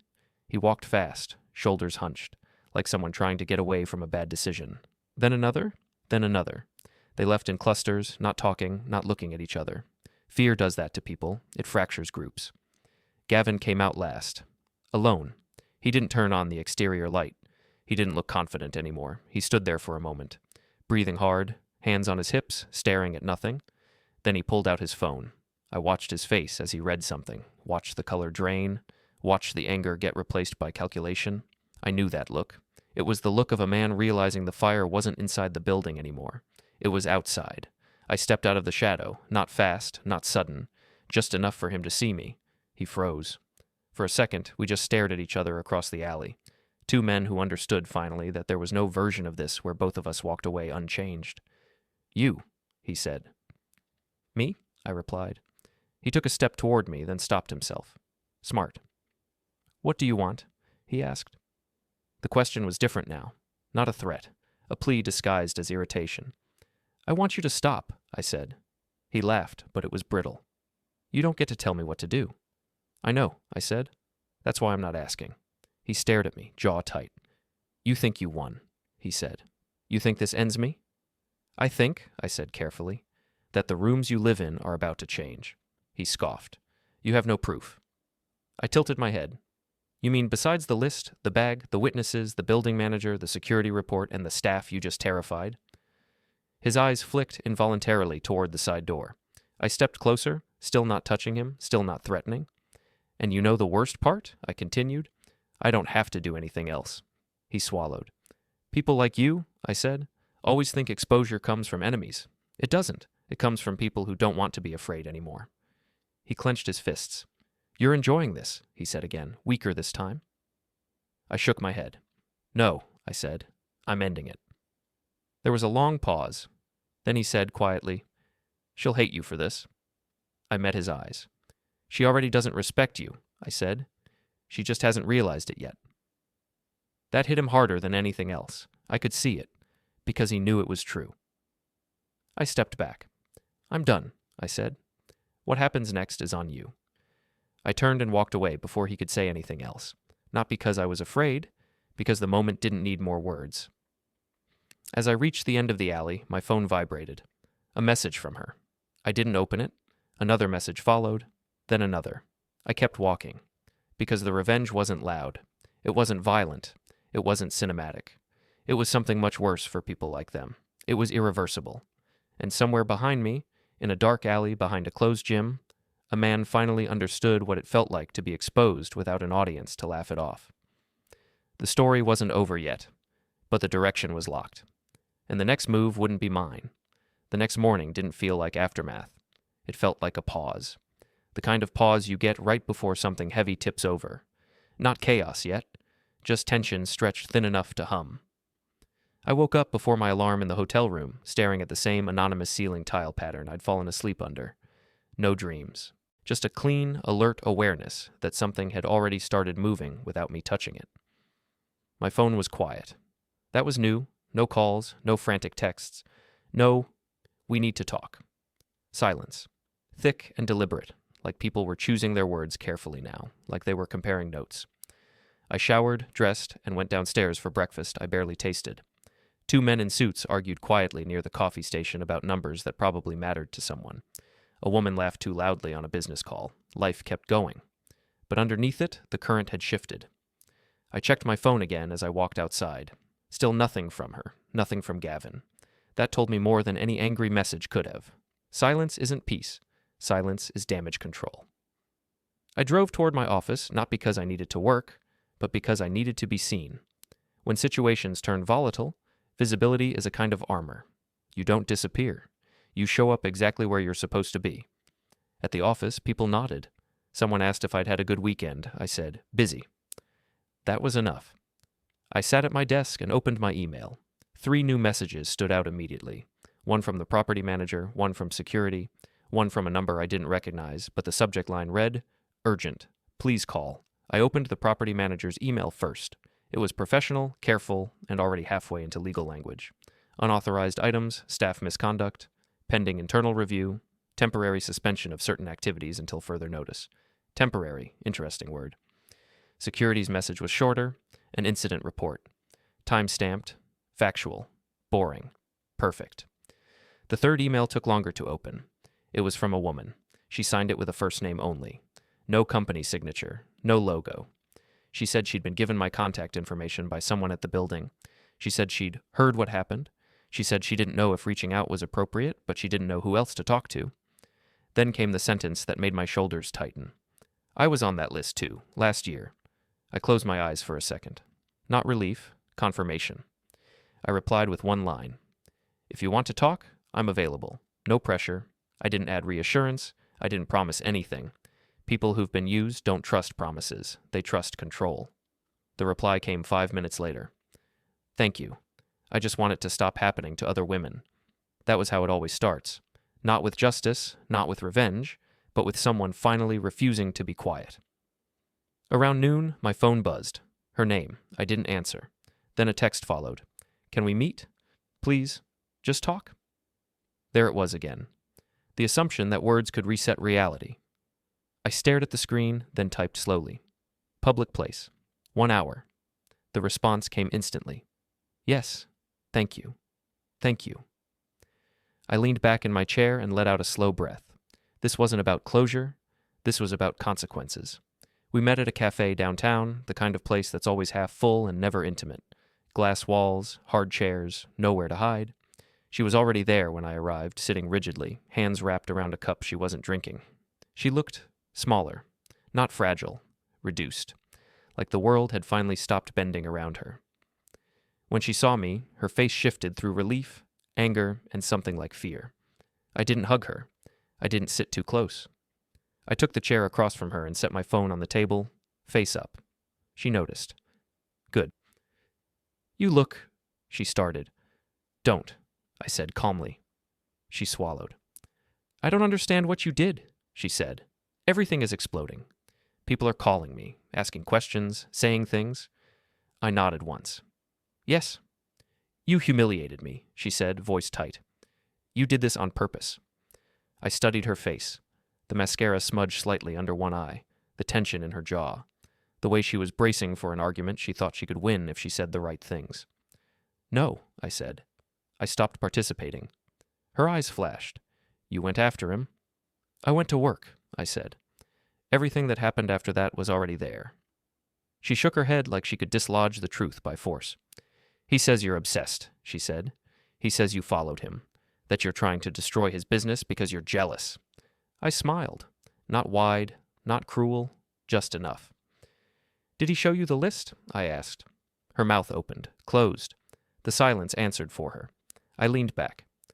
Did he show you the bag? I continued. The utility closet? The schedule? Her voice dropped. What schedule? I watched realization creep across her face, not all at once, but in stages, like lights turning on in rooms she'd avoided. I didn't rush it. People need to walk into truth at their own pace. He kept records, I said. Names, times, notes. You weren't special. That word hit her harder than any insult. She laughed once, sharp and hollow. You're lying, she said weakly. I don't lie, I said. I observe. Her hands started to shake. No, she whispered. No, he wouldn't. I slid my phone across the table and unlocked it. I didn't show her photos. I showed her timestamps, emails, incident reports, neutral language, official tone, the kind of truth that doesn't care about your feelings. She stared at the screen like it was burning her. Her breathing changed. I didn't know, she said finally. I tilted my head. You didn't want to, I replied. That wasn't cruelty. That was accuracy. She looked up at me, eyes glassy. Everyone is judging me, she said. They think I'm stupid. I held her gaze. They're not wrong. The words landed hard, but clean. She flinched. You embarrassed me in that room, she said, suddenly angry again. You walked out like you were better than me. I leaned forward slightly. You embarrassed me first, I said quietly. You just thought I'd take it. The cafe noise filled the space between us, cups clinking, someone laughing at another table, a milk steamer hissing. She wiped her face quickly like she didn't want anyone to see. What do you want? She asked. That question again? I thought about it for a moment, not because I didn't know, because I wanted to say it correctly. I want you out of my life, I said, and I want you to stop protecting men like him because it makes you feel chosen. Her lips trembled. He's done, she said. His gym, people are canceling, staff are quitting, sponsors pulled out this morning. I nodded. That's how patterns end. She stared at me like she was seeing me for the first time, and this time there was no smirk. You planned all of this, she said softly. I shook my head. No, I said. I noticed it. There's a difference. We sat there a moment longer, the weight of it settling. Then I stood up. She looked panicked. You're just leaving? She asked. Yes. After everything? I paused, looked down at her, and said the last thing I would ever say to her. You called me temporary, I said. You were right. I just wasn't the one you meant. I walked out before she could respond. Outside, the city felt sharper, brighter, like my vision had been cleaned. My phone buzzed. A message from the anonymous number. He's finished. Police didn't come. They didn't need to. Everyone knows now. I typed back one line. Good. Take care of yourself. Then I blocked the number. Not out of fear, out of completion. By the end of the day, the calls started again. But this time, not from her. From people who wanted to tell me how brave I was. From people who said they'd always suspected something. From people who laughed in that room. I didn't answer, because the story wasn't about me being right. It was about me being done. That night, alone in the hotel room, I packed my bag again. Not to run, not to hide, but because I was finished living out of spaces that belonged to someone else's version of me. The revenge had already happened. Not with fists, not with shouting, not with blood. It happened when the laughter stopped, and I didn't stay to hear what replaced it. I turned off the light, lay back on the bed, and closed my eyes. The silence this time wasn't a void. It was final. The silence didn't last. It never does when people lose status. I woke up the next morning to my phone vibrating on the hotel nightstand like something alive, something impatient. Not her, not Gavin, Not apologies or accusations. Numbers I didn't recognize. That was new. I let it ring. Then another call came in. Different number. Same area code. I didn't answer either. When men like Gavin fall, they don't reach for humility first. They reach for intimidation, for leverage, for any remaining illusion of power. I showered, dressed, and left the hotel without checking out yet. I wanted my name attached to a room for a few more hours. Predictability buys you time. I walked 2 blocks to a cafe and ordered breakfast I didn't touch. I sat near the window, back straight, phone on the table, watching the street like I was waiting for someone. Because I was. The call came again. Same number as before. I answered this time. Talk, I said, breathing, controlled, male. You think you're untouchable now? Gavin said. No greeting, no pretense. I smiled into my coffee. You're calling me, I said. That answers your question. You embarrassed me, he said, voice tight. You destroyed my business. You did that, I replied. I just didn't stop you. You think this is over, he said. You think because some people talked, because a few staff ran their mouths? Not a few, I interrupted calmly. Enough. Silence. Then his voice dropped lower, meaner. You cost me everything, he said. I don't forget things like that. There it was, the threat he'd been saving. I leaned back in my chair and watched a woman push a stroller past the window like nothing in the world was wrong. You're not scary when you're cornered, I said. You're just loud. A sharp exhale. You want to know what I still have? He asked. I still have reach. Then use it, I said, because you're running out of time. He hung up. I didn't block the number. Blocking would have told him I was afraid. Instead, I paid and walked back toward the hotel slowly, deliberately, like a man with nowhere urgent to be. Halfway there, my phone buzzed. A text this time. We need to meet. Tonight. Just us. No apology, no explanation, just a demand. I stopped walking. People passed around me, annoyed, living their lives. I stared at the message and felt something settle in my chest. This was the last move. Men like Gavin don't know how to disappear. They only know how to escalate until they're stopped. I typed back one sentence. Public place. Your gym parking structure? 1 hour? 3 dots appeared immediately. Then, fine. I didn't tell anyone where I was going. I didn't bring anything with me except my phone and my keys. No weapons, no tools, no dramatics, because the most humiliating thing you can do to a violent man is meet him empty-handed. The parking structure was nearly empty when I arrived. Evening light filtered through the concrete gaps, turning dust into gold. The place smelled like oil and old heat. Gavin was already there. Of course he was. He stood near his car like it was the last thing he owned, which in a way it was. Expensive, clean, carefully chosen. The kind of car that says I win without having to say anything. He looked different, not broken, compressed. His confidence hadn't vanished. It had sharpened into something ugly. You've got nerve, he said as I approached. I told you where, I replied. You came. He laughed, short and bitter. You think this is brave, he said. Showing up alone? I think it's efficient, I said. His eyes flicked to my hands. Empty. That confused him. You ruined my reputation, he said. People won't look me in the eye. That's what exposure does, I said. It takes away your shortcuts. You think you're better than me, he snapped. You think you won because you embarrassed me in public? I stopped a few feet away from him, close enough to see the tension in his jaw, the pulse in his neck. No, I said. I think you mistook access for power. He stepped closer. You walked out on your wife like a coward, he said. You let her hang while you played hero. I didn't react. That dinner, he continued, that was her choice. She wanted me. You were always temporary. I smiled. Not because it hurt, because it didn't anymore. You put her on a schedule, I said. That's not desire, that's inventory. His face darkened. You think she cares now? He said. She's devastated. She's alone. And it's your fault. No, I said. It's the first honest thing that's happened to her in years. That's when he moved. Not fast. Not yet. He circled, testing, like he expected me to flinch. You think you can walk away clean, he said. You think there won't be consequences? I think, I said evenly, you don't know how to stop talking. He lunged, not a punch, a shove, hard enough to test dominance, to see if I'd fold, I stumbled back a step, caught my balance, and didn't retaliate. That surprised him. He shoved me again, harder this time. "Do something," he snarled. "Hit me." I looked at him. Really looked. This was the man who needed an audience to feel powerful, who needed resistance to justify escalation. I wasn't going to give him either. "You're already finished," I said. "This is just you making noise on the way down." His breathing got heavier. He grabbed my jacket and pulled me close. "Say it again," he hissed. I let him hold me there, his hand clenched in fabric like that gave him control.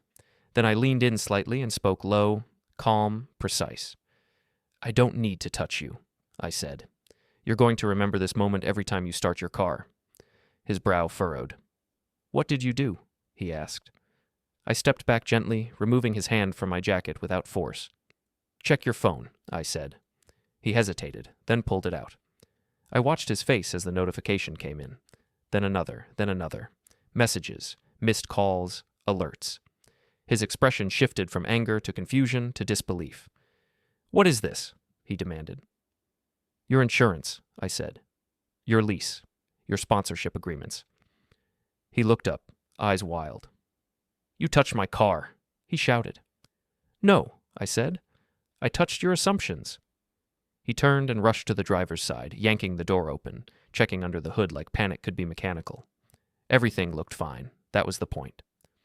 "What the hell did you do?" he snapped. I pulled out my phone and held it up so he could see the screen. Not messages. A single email, subject line visible, notice of suspension. Pending review from his insurer. Sent 30 minutes ago. "I didn't send that," I said. "I forwarded a report." His mouth opened, closed. "That's impossible," he said. "You can't just—" "I didn't," I interrupted. "The building did. The security report did. The documented violations did." I stepped closer. "You run a gym," I said. "You rely on liability coverage. Without it, you don't open. Without opening, you don't make money. Without money—" "Stop," he snapped. "You already lost your staff," I continued. "You lost your members. Now you lose your space." His hands shook as he scrolled. Then he saw it. The follow-up message. "Vehicle damage claim flagged. Investigation pending." He looked at me in horror. "You're lying," he said. "You didn't touch my car." "No," I agreed. "I reported the security camera outage. Your car's been parked in a blind spot for months." Understanding hit him like vertigo. Not damage, risk, exposure. Every shortcut he'd taken was now a liability. Every aggressive move now documented. He turned back to me, chest heaving. "You planned this," he said hoarsely. I shook my head. "No," I said. "I noticed you." He took a step toward me, fists clenched, then stopped, because for the first time, he understood something. If he touched me now, if he even raised his voice, he would confirm every story being told about him. He stood there, shaking, surrounded by concrete and silence, finally alone with the version of himself he'd been hiding from everyone else. "This isn't fair," he said. I nodded once. "No," I said. "It's accurate." I turned and walked away. Not fast, not triumphant. I reached the exit ramp before he shouted my name. Not angrily, desperately. I stopped, but didn't turn around. "This doesn't make you better than me," he said. I spoke without looking back. "It makes me finished with you." Then I kept walking. Behind me, something shattered. Not glass, not metal. An illusion. I didn't wait to hear what else he said. I didn't look back. Because the revenge wasn't physical. It wasn't violent. It was worse. It was watching a man realize he was no longer feared, only documented. I reached my car, got in, and drove away. And for the first time since that dinner, my phone didn't vibrate. No calls, no messages, no voices demanding space in my head. Just the road ahead, clear and quiet. The story ended there. Not with forgiveness, not with closure, but with a man who was never laughed at again.